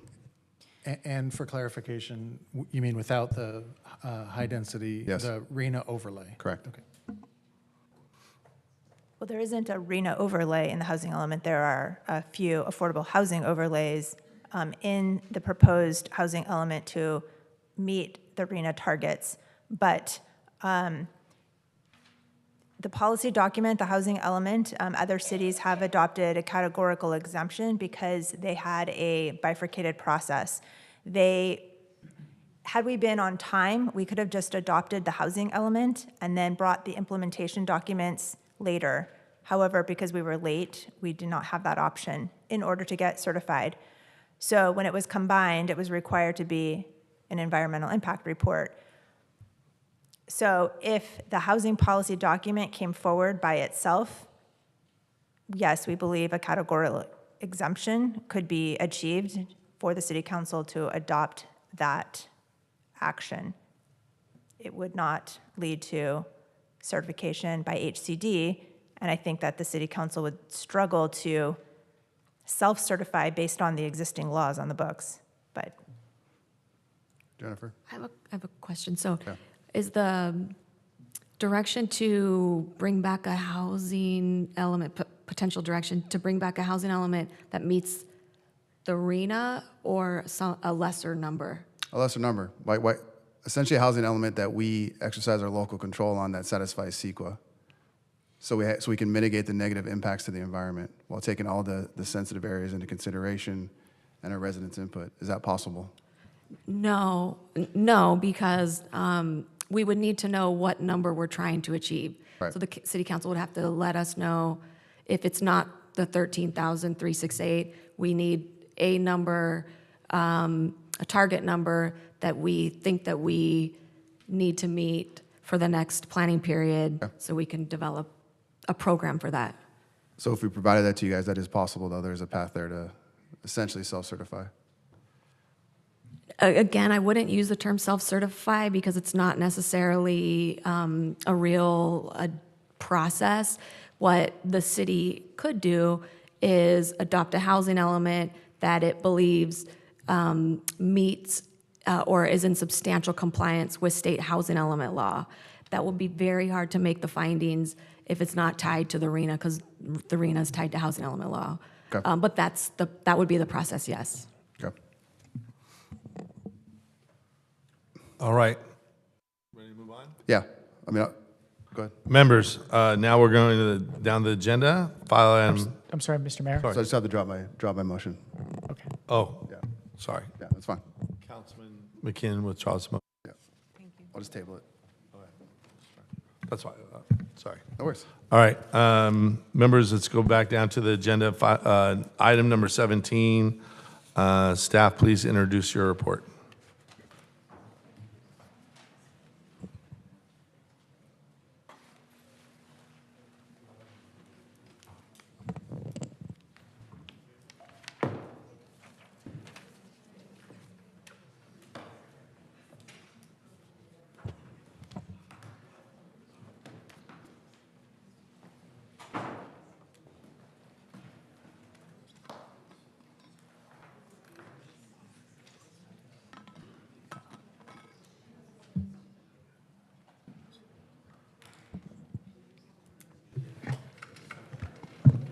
Good evening, Mayor and Honorable Council. On December 20th, 2022, Mayor Pro Tem Vandermark requested a comprehensive report on homelessness, including a full accounting of all city resources and facilities used to address homelessness, and a proposed 90-day plan to enforce city and state laws on encampments and related concerns. On January 7th, a report was presented to City Council, which included funding overtime for enforcement and outreach patrols, amending municipal code regulations to improve quality of life in public spaces, and several other items. Following this report, the City Council requested additional information be presented in a study session to provide a more detailed accounting of the city's efforts to address homelessness. On March 7th, I presented a comprehensive review of the city's efforts, which included accounting of all city resources and the HB Oasis Project Home Key site. Also on March 7th, the City Council approved 2 ordinances addressing quality of life issues in certain public spaces. On March 21st, this item was tabled so additional details could be included in the presentation. Since my original presentations, we've been busy addressing concerns of our community, so I felt it was appropriate to update you, the council, and our community on our efforts. From the city's social, homelessness, and behavioral health services side, we had 202 unduplicated contacts in January and 243 in February. What this means is an individual may have been contacted multiple times in each month. This includes those at risk of becoming homeless, those experiencing homelessness, and those inquiring about assistance for someone, such as a family or community member. 93 individuals were referred to the Huntington Beach Navigation Center, with another 46 to other shelters. They may be referred to other shelters due to not qualifying for the Navigation Center, or there may have been a more appropriate facility based upon their needs. And 1 individual was placed in permanent housing. We also updated flyers regarding contacting social workers and obtaining shelter referrals in direct response to recent inquiries from our community. And lastly, our initial group of 12 volunteers have completed their training and are currently assisting in the police department building. For the police department, we have been actively educating the community about the recent municipal code changes, and while they're not effective for 2 more days, we are generally seeing voluntary compliance. Homeless task force officers have handled 82 MyHB complaints, and as a department, 11.4% of all calls involved individuals experiencing homelessness. Lieutenant Smith? Yes. On those 11.4% of calls, how many led to arrests? I don't have that number with me. Okay. Can we find out? I can look into it. Thanks. With regards to our officers' efforts, we have authorized one additional overtime shift per team per pay period to increase their access to the community beyond the existing 5-day per week staffing levels. Reference our Be Well Mobile Crisis Response Team. I recently approved the hiring of 3 additional Be Well applicants, meaning once their training is complete, which should be within a couple weeks, Be Well will be providing 7-day per week coverage from 6 a.m. till 3 a.m., all of which was allocated in the current budget cycle. Lieutenant Smith, will that mean that both the vans will be running? Correct. It'll be 2 vans per day, overlapping shifts in the afternoon, so 21-hour-a-day coverage, 7 days a week for our community. Thank you. Yes. I apologize on the typo here, but on March 21st, 2023, the City Council accepted $1.5 million from the state of California to help fund next year's Be Well services, an act sponsored by Assemblywoman Cotty Petrie Norris. Our Huntington Beach Oasis site is currently fully occupied, and there's actually a waiting list of over 300 individuals from throughout these county spa. Do we know what percentage are occupied by the homeless, HB homeless individuals, and what's from the county? I do not have that number either. Okay. I can reach out to them for that. All right. And then what's the what's the definition of housed? Because this is a metric that we need to, needs to be specifically defined. And also, what's the true definition of employment? So housed would be into a traditional living setting, apartment, room, not something temporary in nature. So the shelter is not considered housed. Is there a length of time though that can they fall back out of that, and is it still? Correct, they can. And there is times where, seen it where they'll have a housing voucher, they're housed for a 2-year period, and then rents are increased or other circumstances happen and they fall back into homelessness and have to restart the cycle again. Right. And then what about employment? Employment would be holding any type of part-time or full-time. Okay, so part-time or full-time? Yes. Okay. At the Navigation Center itself, we had an average occupancy for the month of February of 86%. And as of 10 a.m. today, we are at 95% occupancy. While 10 clients found housing, several have vouchers and are working on locating affordable housing options. To assist with this, we recently received 6 laptop or desktop computers donated to the Navigation Center with the assistance of Ms. Robin Wood, who helped facilitate that donation. This will allow clients the opportunity to research housing and employment opportunities on their own. In the near future, the Navigation Center will also be hosting representatives from Homeless Court once per month, Lifeline telephone services, and another provider will be on site to facilitate medical testing.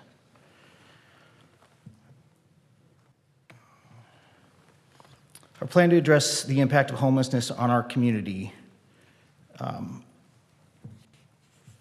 about that. All the activities in our system are related and codependent on each other.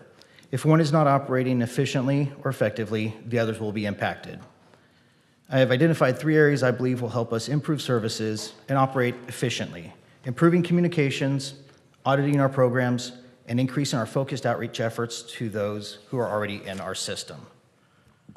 Lieutenant Smith, on this one, you and I have talked about it, but we need specific metrics to measure success, that are uniform and applied evenly to each program. Yes. And then like we talked about with the faith-based and nonprofits, utilizing them will greatly help lessen the burden on our homeless task force. But I think, coming up with defined metrics that we can measure success on is critical. Yes, and part of that will be spoken about in the data portion, where we need to reset and start a level playing field, because the metrics and the data collected has changed significantly over the past 4 years. Right. So this would start as a starting point to look at how our services were operating, where we can make improvements and move forward as time goes on.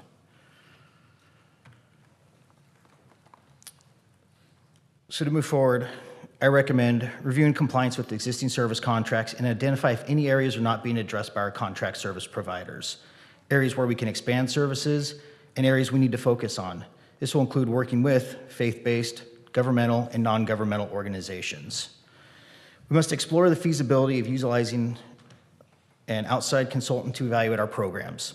What I mean by this is looking at it from a psychological perspective. Studies have consistently shown significant number of individuals experiencing homelessness suffer from mental health conditions.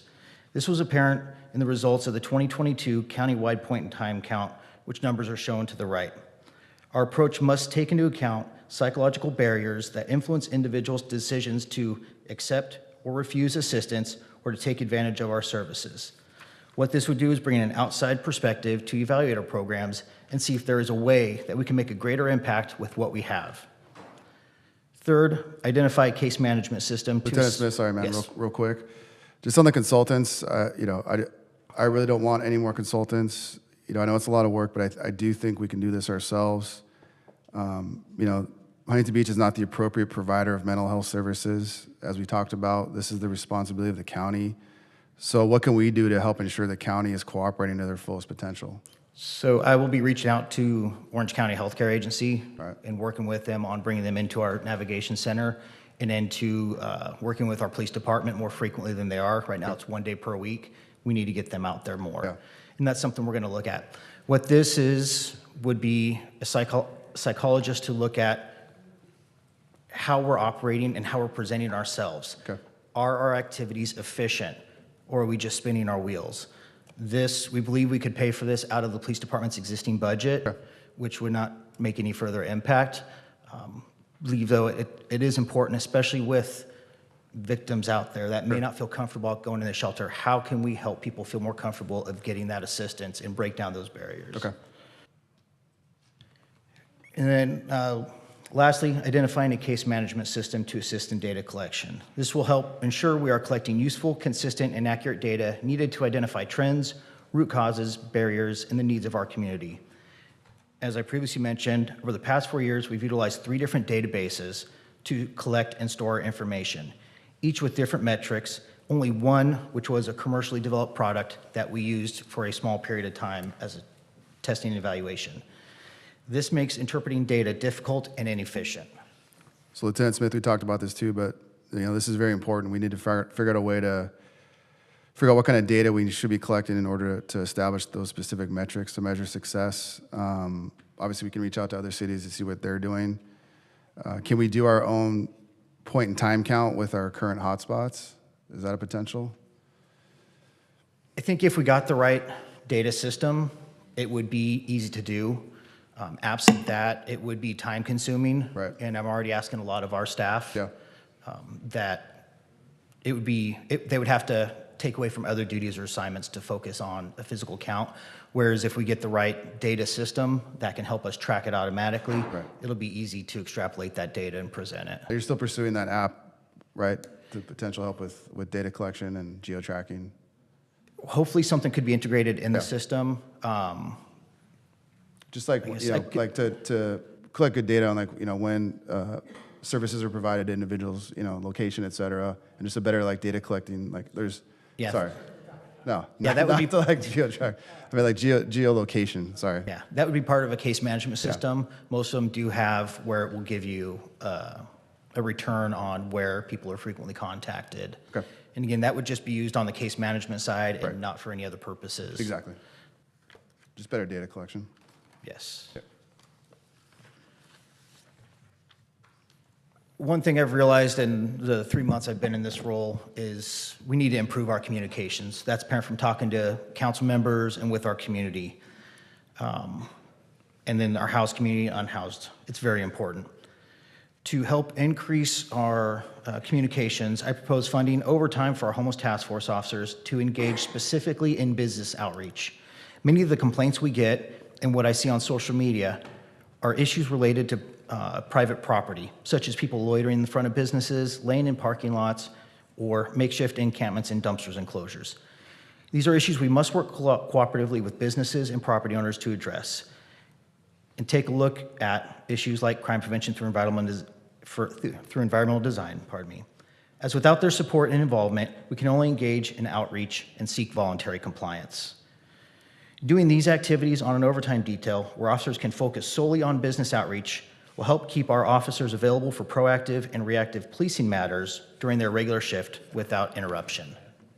I know you mentioned, I think our goal was, like about 200 businesses during the first 90 days? That would be my initial goal, reasonable goal, to contact 200. And it's more than just going out there and saying hi. It's providing them with the information, the facts, and how we can all work together to address homelessness. It includes, we have developed a flyer that we could give out that has contact information if they want to offer assistance, reach our case managers, or for easily accessing our trespass letters. Cool. And we're working on other programs within that. Thank you. Yes. I also believe we need to update the city's Homeless Solutions website that will assist those seeking assistance, those wanting assistance, and those wanting to assist others, and to help address community concerns with accurate information. I'm sorry. Yeah, just on this one. So I think this is challenging, just kind of some research I've done, as you know, this is constantly changing and evolving. Like when churches change the days they provide services, et cetera. So I feel like this is gonna be tough for us to maintain and constantly update. I mean, I know the 211 service the county provides updates constantly.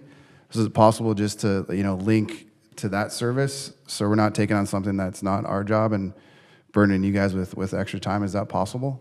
Yes. I mean, do you think it'd be effective? It would be having a centralized location where our residents can find stuff. And, Okay. and that's part of it. It wouldn't be a constant update, but it would include the finances, what resources are out there, how to access it. I've seen some of our other regional partners have very detailed websites that are presented in an easy manner to follow and to find. Okay. And I think we could revamp that and take in the feedback I've received from the community and make it easier to follow and easier to find. Yeah, it's not gonna be too labor intensive, but if we can link to that 211 county service, that would, you know, hopefully Yes. help. Okay. And then I propose we engage in focused outreach and enhanced case management, which simply means we want to work cooperatively with our partners at Mercy House to review cases of clients at the Navigation Center with stays in excess of 180 days and determine what is preventing them from finding success. Is it the individual, the system, lack of housing opportunities, mental illness, et cetera? We must also consider if they're not finding success in the Navigation Center, is there a more appropriate service provider to link the individual to? As mentioned in the study session, my goal will be to get the average time for an individual to find housing closer to the average length of stay, which those are currently 100 days apart.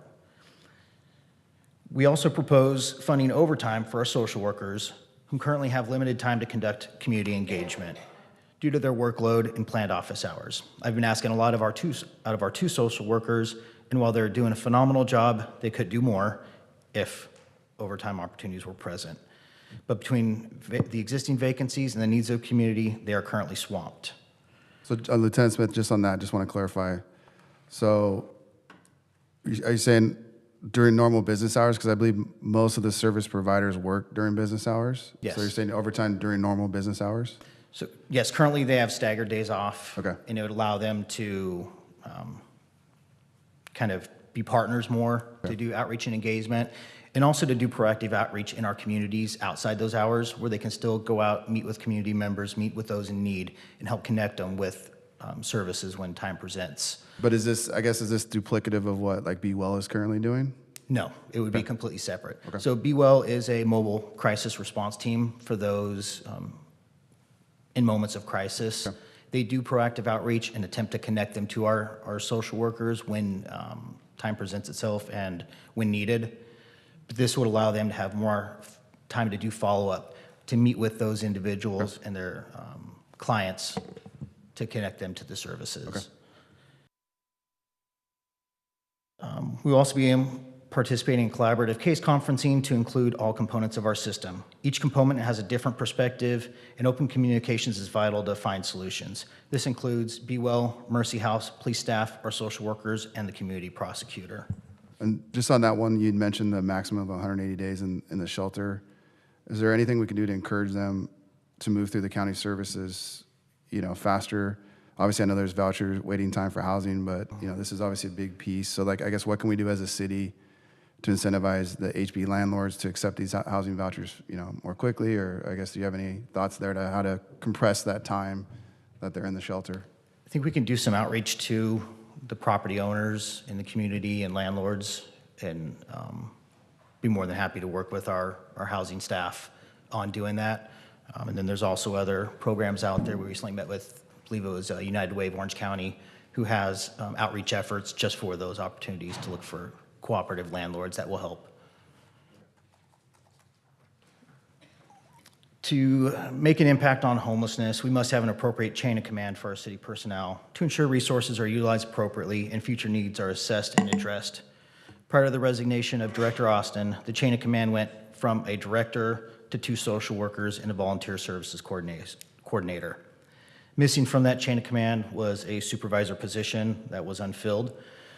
We have recently selected a social services supervisor that will result in a vacant social worker position, which we are in the process of recruiting for.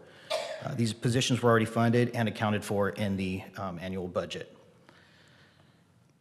On that one, Lieutenant Smith, I know, like you mentioned, we're already hiring a supervisor.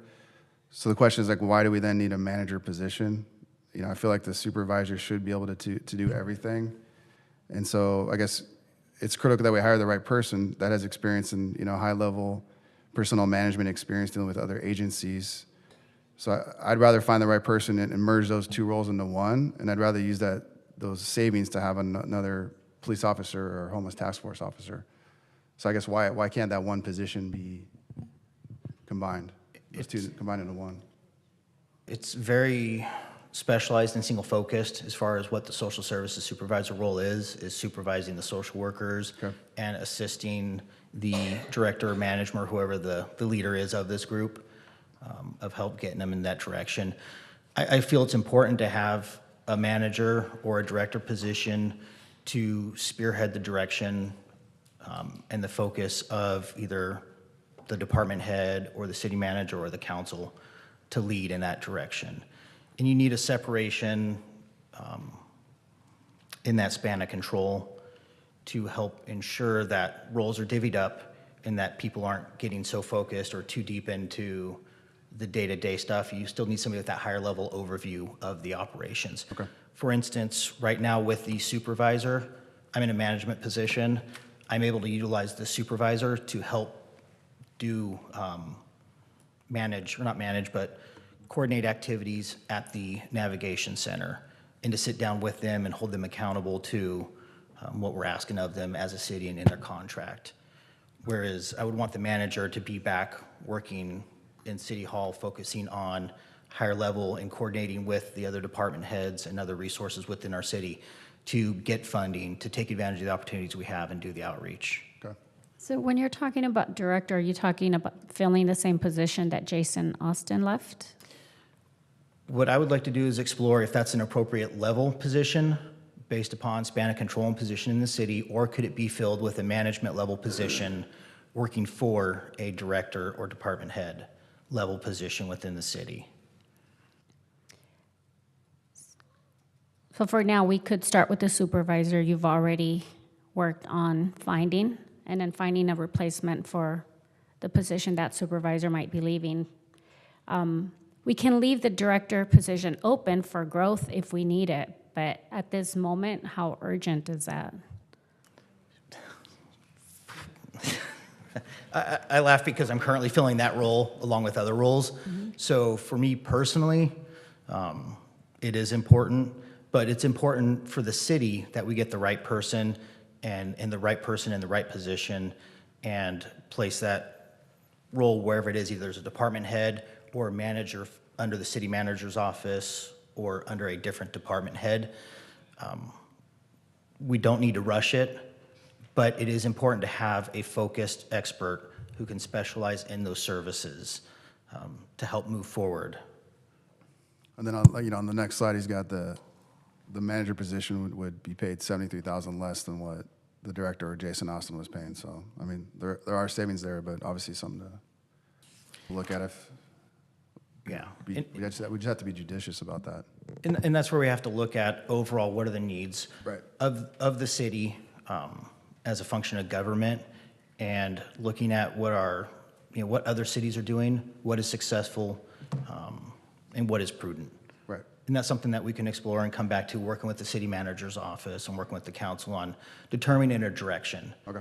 I know, speaking for myself, I would like to work with you on that chart as well as the city manager and make sure we talk and make sure we move forward in an appropriate way.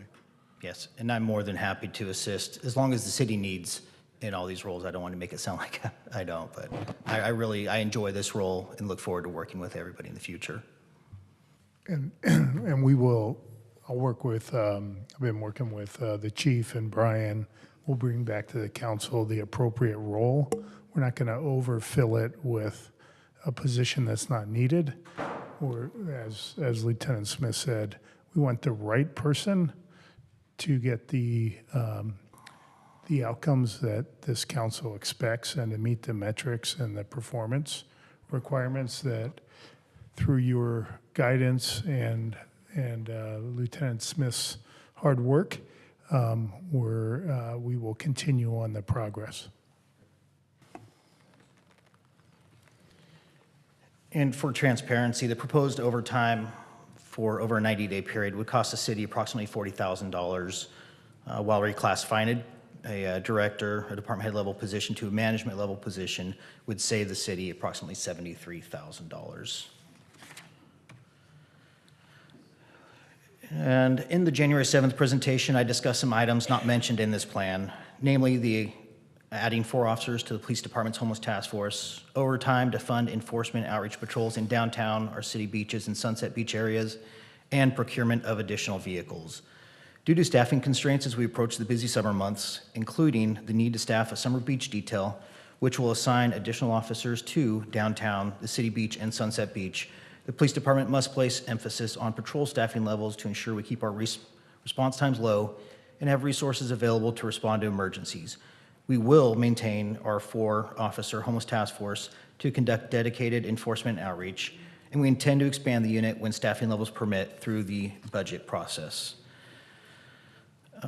Second, we discussed the mobile application, which exploring the development of a mobile application is important. However, the County of San Diego announced they're developing a similar application, which we may be able to source once it is completed. And I currently believe that identifying a case management system is a higher priority to help us identify what the problem is and what we need to address. Lastly, I discussed amending municipal codes, which, while some were already passed by the City Council, we will continue to evaluate the need for additional amendments to address quality of life issues in our city. Together, it is my belief these steps will help increase efficiency of our services and reduce the number of individuals experiencing homelessness in our community. In closing, data remains an important aspect of evaluating the efficiency of our city homeless services. As such, staff will monitor the effects of our plan, with the Chief of Police providing a formal update to the City Council this summer. Thank you for your time, and I'm available to answer any questions. Thank you, Lieutenant Smith. One thing I was thinking about is, are there any other prevention efforts, besides housing, like mental health illness, drug addiction, any high school outreach, education, or, money management? I don't know if the DARE programs are still available, but to more put a focus on preventing homelessness instead of only focusing on after it has occurred. Have we explored any of those type of preventative options? I have not, but Okay. I'm more than willing to work with our schools, which I already have those relationships built throughout my job. And then the last homeless task force meeting, the prosecutor Pomeroy in the attorney's office, he's a really, really effective resource that I feel we need to maximize. And he's inquired about having, crimes dropped if the individual is willing to go into the available programs so that they break the cycle of crime. Yes. So that's something I think we should look at. And then we discussed increased communications between case workers and the homeless task force, so they're not missing their housing opportunities, right? If they're 2 days away, so be flexible in giving them leeway so they're not back on the street. Maybe it's something we could. And that's one of the things I mentioned and kind of went over quickly was our collaborative meetings where we are including those resources in them now.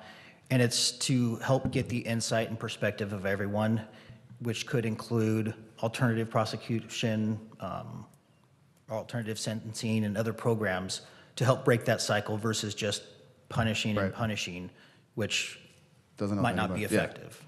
And they also mentioned the officers that our current stay away orders actually don't go into the police computer system. So the police are unaware there is a court order on file, and they're trying to get that into the police system. So yeah, we have our computer-aided dispatching record management system is being updated. It's in a process of getting it through a transition that will allow us to do that. Okay. For now, the information's disseminated via bulletin to notify the officers about the stay-away orders. Okay. And then I know we talked about the public beach, restroom solution. So I think Public Works were talking about potentially, rebuilding those to be more communal, because I know that's a big problem, right? Down at the beach. So, Yeah. yes, if you could, sir. One more time before you leave, Sean, come on. Sure. Yes, that's something that we've been working on. I think we're developing options to bring forward to the council to remodel, rehab, improve the performance of our restrooms throughout the city, and hopefully, as our city manager, El Zelinka says, offer world-class restrooms. Okay. And then lastly, Tony, I talked to you about it, but some political advocacy with the state, their elected representatives, see if there's ways the state can help us more. And State and federal government as well. Right, yeah. There's, mental health and state and there's federal programs that we could look to get grants and think of what we could do, especially from the federal side. And I just think, just to wrap up, I know I took a lot of time, but this is obviously really important. Just establishing these metrics to measure success is critical, and then every 90 days we can look back and see how we did, and then adjust where necessary to keep improving. Yes, sir.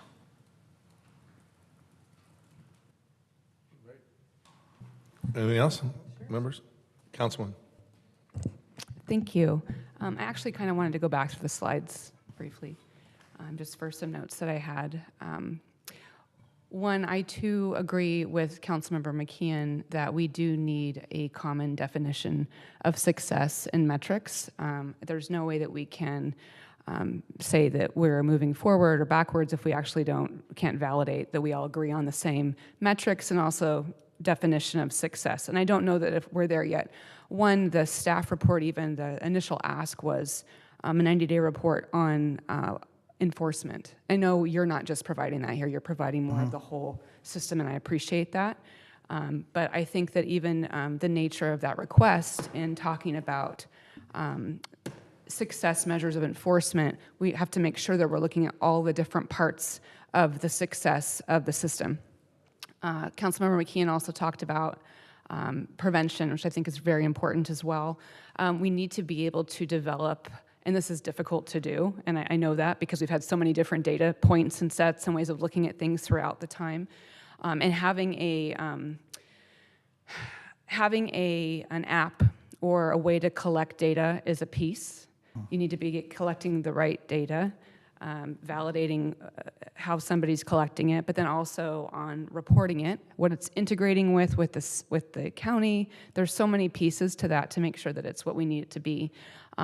We need to try to be able to have a quality, real-time, person-specific information, which will require us to get more information from the county's HMIS system. And this is something that I've been really advocating for since coming onto the council. It's very difficult though, because the county doesn't like to open up their data for HMIS, but I think that it's imperative that we get that at least monthly from the county of the people that are within our system. And I know that we have a connection point to that data, as does Mercy House for the Navigation Center as well. So we should all be able to incorporate that together. But it will take some effort to be able to do that. Also, that will help us in understanding the inflow of people coming into the system, whether they're newly identified as homeless, if they are returning from housing, maybe they were housed and now they're fallen out of that, and also the outflow. You talked a bit about, there were two different data points. I think one person was housed and one was 10 people went into housing. Even that, the defining what does that mean is important. Also, to be able to see when, again, on the outflow piece, if somebody passed away, are they in another city? These are difficult things, and we might say we won't be able to know certain things, but we need to at least validate that as well. Back to the slides. On the second slide, you had some data points on the unduplicated contacts, the number of Navigation Center referrals, and the referrals to other shelters. One, before I go to these data points, on the referrals to other shelters, I know you mentioned previously that Yale used to receive our non-Huntington Beach referrals, and now they have to go into... So we used to be able to do direct referrals, Correct. meaning an officer could call or staff member could call and ask them if they had a bed and get them in there. Now it has to go through the coordinated entry system. Okay. I think that's something that I'd like to know more about, and maybe that's us calling our supervisors as well at the county level or some of the other housing people and homelessness people, because I'd like to better understand why that decision was made, because I know that that kind of cuts off our ability to assist people more quickly. Yes. And we also, if I may add, we also utilized the cold weather shelter, which had closed last week as well. When it closed, there were 6 individuals that were transported from Huntington Beach to there, but only one person with significant ties that we were able to get connected to a housing opportunity as well, or shelter. Thank you.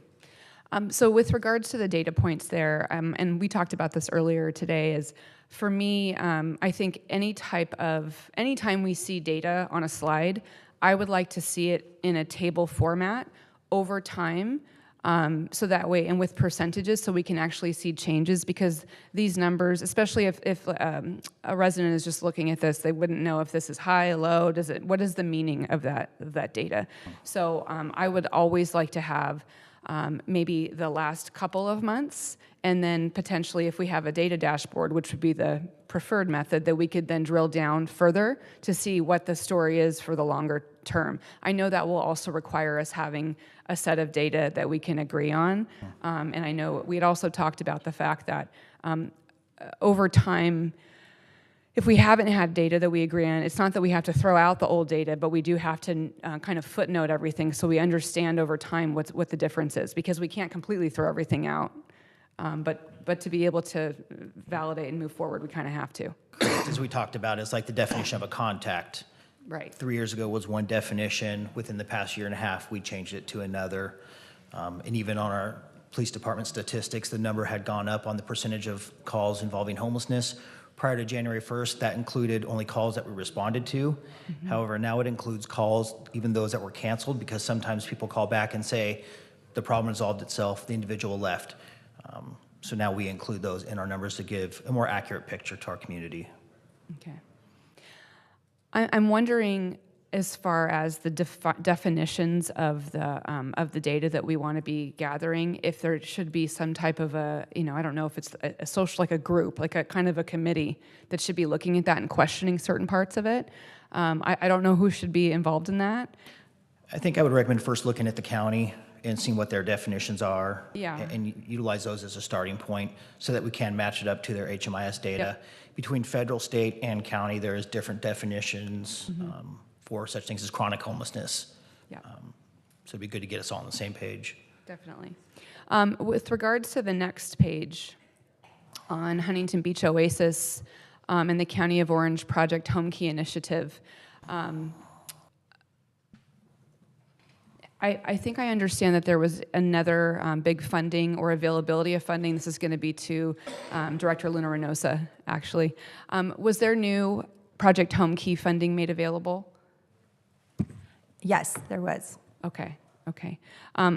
I see this as providing eventual permanent supportive housing as a way that we can try to create more housing supply for those that are homeless, because one thing that was mentioned also was the length of time, that bottleneck. I think it was mentioned by public commenters earlier as well. Councilmember McKeon also mentioned, is there a way that we can incentivize or encourage landlords to be able to kind of open up their homes to people with vouchers? And that is a huge problem in general. I know you mentioned United to End Homelessness has been trying to incentivize that.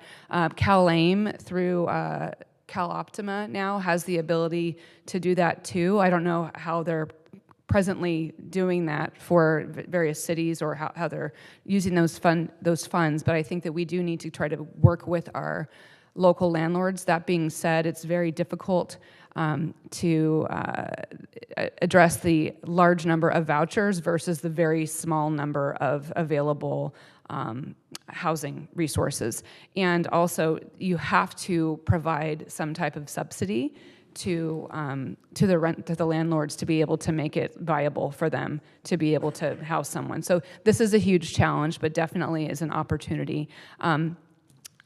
Director Luna Reynosa, though, with regards to Project Home Key, do you see any potential Project Home Key developments on the horizon here, like the one that we did previously? Well, in that case, we had applicants coming to the city expressing interest. They had already identified properties. There were two, and we have not been approached with this new funding allocation that's been made available. Okay, thank you. Let's see. Already talked about the data. With regards to personnel management and that structure that we have there. So I appreciate that the new social services supervisor has been hired, leaving a vacancy for the other full-time social worker. So that this should now show one vacancy for a full-time social worker, Yes, correct? correct. And still we have a vacant part-time assistant social worker as well? Correct, and I should add, the slides were presented and submitted prior to everything getting approved, so that's Sure. why there's discrepancies in that. No problem, thank you. I also appreciate that you've been doing many, many jobs, and I applaud you, and I think that it's important what you said before is that we need the right person. The social services supervisor position is supervising social workers, which is a very particular need and effort within this program, but the director, or whatever we want to call that level person, is going to be working with all different agencies, with all different department heads. I do have a deep concern that we will not be able to recruit the right person if we lower this manager, or this to a manager title. I'm certainly am interested in what City Manager Zelenka thinks about, with the idea of recruiting and retaining the right person. What is the appropriate level and or title of the position to be able to attract the right person? And before you maybe answering, the other piece is we're talking here about making some cost savings of $73,000 potentially. We also in this it talked about potentially hiring a consultant to do a lot of the work that the director essentially does on an ongoing basis. It's my opinion that this is not a savings. Those dollars are an investment in the right individual. Now, if there's some variation in that, fine, but I'm concerned that we are cutting off our nose to spite our face just to try to show that we're saving money, but then we're not going to be able to attract the right talent. Do you have any thoughts on that? Just high-level thoughts where we're looking at, and Brian, or Lieutenant Smith is looking at it much more closely than I am at this moment, but we're looking at a survey of other jurisdictions and that are having a positive impact, and what the level and the title and the attributes are of the leaders of those efforts. So some of them may be called a homeless solutions officer, as an example, not a deputy director of behavioral health and homeless services or director of behavioral health and homeless services. So we're just being mindful of what those attributes are, and as Lieutenant Smith said, we want to get the right person in the right position to make sure we are effective at achieving the metrics that are ultimately defined. And if I may, I just want to clarify, a consultant position would not be an ongoing revolving position. It would be a one-time come in snapshot of our programs and say, this is areas that we could look at doing improvements or modifying the way we do things. So it would be a limited cost, a fixed cost, a one-time thing. Mm-hmm. And as Mr. Zelenka said, I'm looking at other or surrounding agencies throughout the city, county, comparing how they're doing it, where their resources are allocated, what departments they fall under, and looking at the compensation rates to include that in our decision. Is it true that many of the cities were looking to us as an example of a well-run homelessness system? So we do have from throughout the state coming to see how we operate and function and to see how our services function and operate. Okay, thank you. One thing that Councilmember McKeon mentioned was connecting to 211. I think that's pretty easy to be able to just link to that, certainly. Yes. But one thing that I know Director Austin had done initially was to do an ArcGIS survey to the, and you probably have seen this information, but to the nonprofit and faith-based homeless services providers. Yes. And it's my, not that this is the perfect version of this system, but it's my understanding that because we already have those contacts essentially in a database, that we could push something out and ask them to update things, because things do change as far as the days that services are being provided or things like that. But we could regularly bump them basically to ask for them to update those. Yes, and that's what our volunteer services coordinator, one of her roles is she's currently collecting all these lists, because there are the ones that voluntarily gave us their information, Right. and then there are several other lists that are being provided to us that we're doing outreach to those groups to see if they're wanting to work cooperatively with us. And one thing we are trying to plan is a collaborative meeting between the city and our providers within our community prior to summer. Hopefully we're looking at May or June timeframe of getting everybody to one round table and just to lay out our vision as a city to them and saying, how can you help us achieve this vision? And that'll be open to all the non-governmental organizations, nonprofits, religious, faith-based organizations, just get everybody in one room. Right, and I'm glad we're gonna do that, because I know we had planned to do that, I think in February originally? Yes, ma'am. So I know that got put on hold, so I'm happy to hear that we're going to be doing that and moving forward with that. Just as an aside, since we have talked about housing supply, I am on the OC Housing Finance Trust Board, and they're looking to help incentivize the creation or building of ADUs for this voucher system to help create more supply for vouchers, where they're going to, in the summer, provide a $100,000 forgivable loan to people who would like to build ADUs on their property, including monies to go towards property management of those ADUs and the permitting process. And that will be forgivable after 10 years, but they do have to work with the county to be able to house people who have vouchers. So that's something that's on the horizon. That is something that could actually change the housing supply. Of course, that would be out a ways, at least I imagine a year or so, but at least there's something on the horizon there too. That's the bulk of my questions for today. I think that, you know, this does just go to show great work in gathering this information and all of your work. We definitely do need better data, better definitions of success and what that looks like to council, and a better understanding of our individuals who are homeless in the city. And I do hope that we can find somebody who can help really kind of direct the program, whatever title we give that person. And I know that you'll be able to work with them to kind of offload everything, and you've done such great work with that. But in the end, we have developed really a great system of care here in the city of Huntington Beach, using a lot of different resources. And I'm looking forward to the what's next. Hopefully what's next also includes a permanent shelter, and I know that we'll likely be hearing about that in the future. And finally, I know we talked about wanting to access different grant funds from the state, federal, et cetera. And I think we just need to be really mindful of the fact that we're likely not going to be able to access many of those funding opportunities. I hope that we can. But we've already lost a number of them. So I hope that we're able to do so, and that we can improve the quality of life for those who are unsheltered and for our residents who are living in homes. Thank you. Thank you. In response to the permanent shelter options, is that something myself and Mr. Hopkins are looking at, presenting more information to the council and work on that direction in the near future? I make a motion to approve items A and B. I second. I'll second. Oh, it's already been seconded. It's been moved and seconded. Was it Vandermark? Second? Yes, Vandermark. Yes. Yep.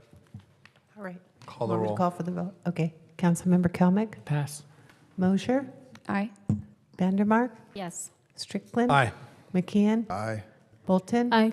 Burns? Aye. Item passes 7-0. That was Thank you. seven. No, hold on, clerk, he passed. I passed So again. I don't know if he Oh, wants to for add on. heaven's sakes, I can't get used to that. I apologize. Yeah. So sorry. Okay, now it's 7-0. All right, thank you. And I promise next time. Okay, members, agenda item 18. Staff, please introduce your report.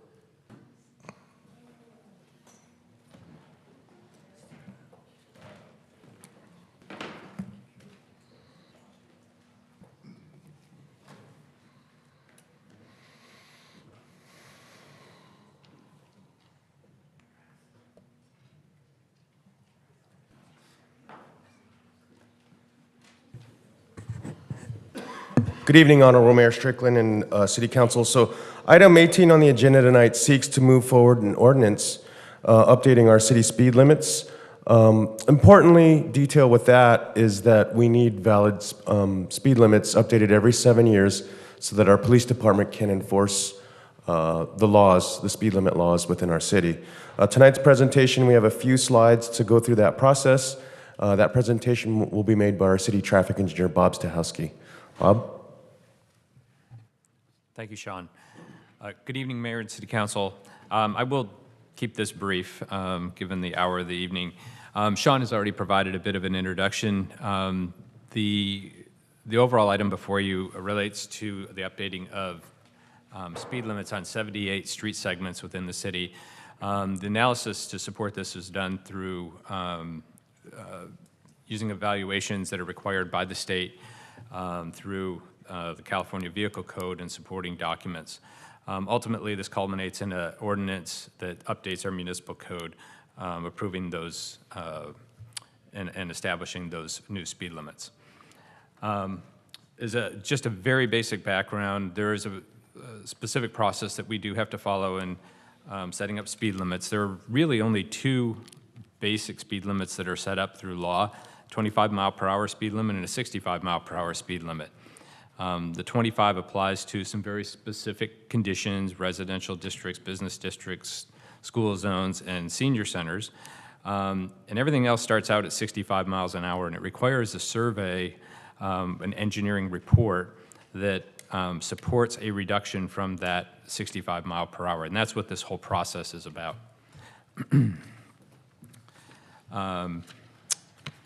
Next slide, please.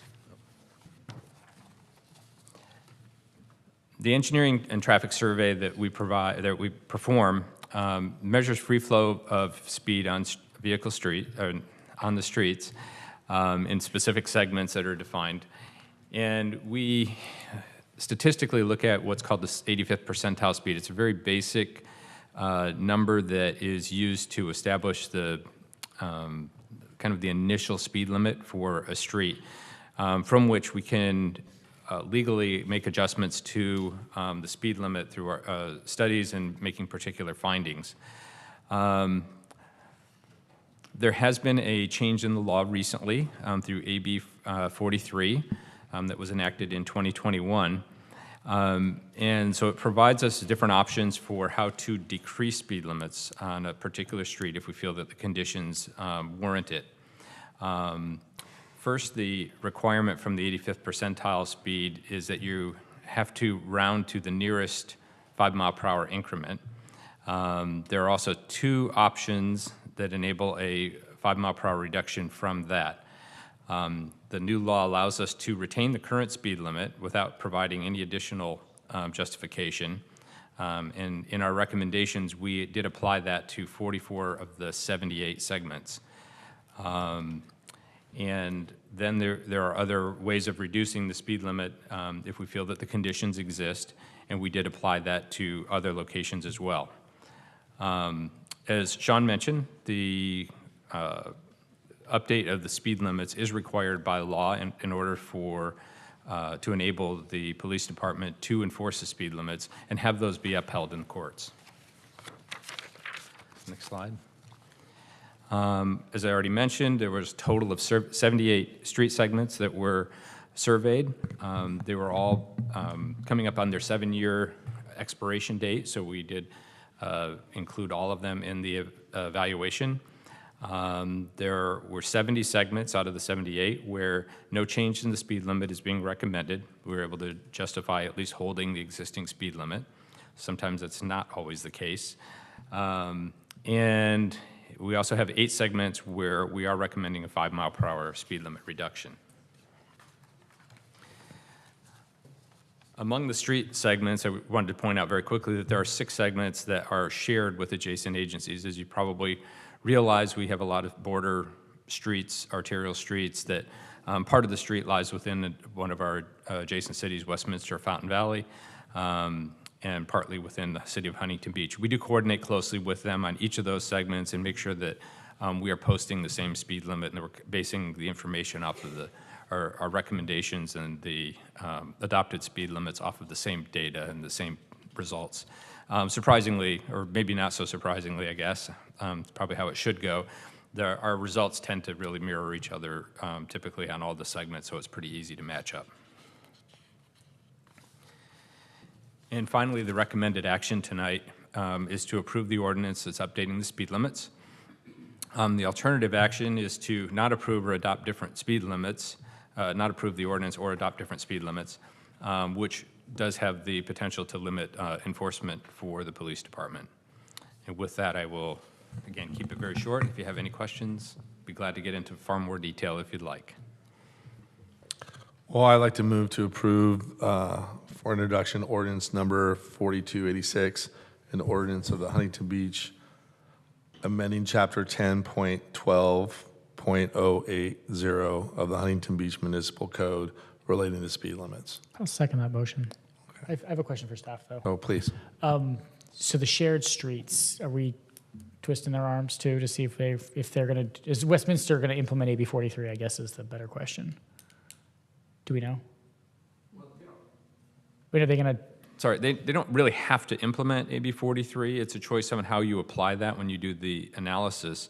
Right now, everything that we're recommending with our neighbors is the same speed limit that's already posted out there. Okay. So there are no changes for them to have to do anything about it. Okay, so there was no, we can lower the 5, but they're fighting us on it. No, Okay. nothing like that at all. And then, we have good relations with them and working through these. When do and staff, I'm assuming, will bring back when the state creates the regulations that allow us to lower speed limits and under AB 43? Yeah, there are definitely going to be programs that we can discuss about establishing safety corridors, which it's not available yet. And there is another segment that or portion of the law that allows you to apply some other reductions. That's going to definitely take some work for us to bring it back, but we'll definitely be bringing that back to City Council. Might even be something worth discussing at a strategic planning type of event in the near future. Okay, and I mean, do we have an idea when those regs are going to be created? No, I do not. Okay. So follow-up question. So these speed limits are within our purview, correct? Oh, absolutely. Yes. Not a state mandate. That's great. The law, unfortunately, they do have to follow state law, which sets how the process that we go through in setting the speed limits. But yes. Thank you. All right. It's been moved and seconded. Clerk, please call the roll. Councilmember Kalmick? Aye. Mosier? Aye.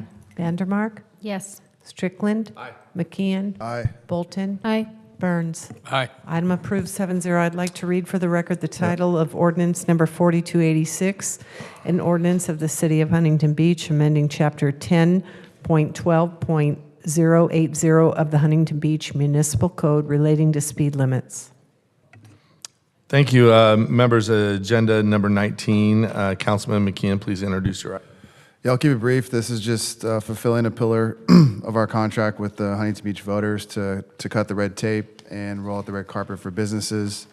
Councilmember Peterson initiated this last November.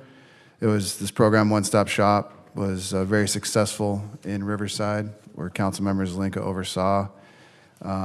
So this goal is just to implement this as soon as possible. So we'd like just a timeline, and then let us know what you guys need from council to move this along. That's it.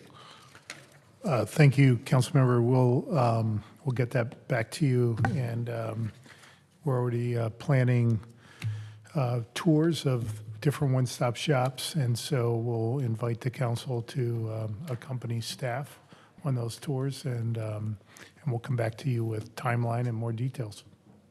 Thank you. So I'd like to move the motion unless someone has a question. I'll second it. I'll call for the vote. Councilmember Kalmick. Aye. Mosier. Aye. Vandermark. Yes. Strickland. Aye. McKeon. Aye. Bolton. Aye. Burns. Aye. Item passes 7-0. Thank you. Okay, members, do I have a motion to adjourn? So motion.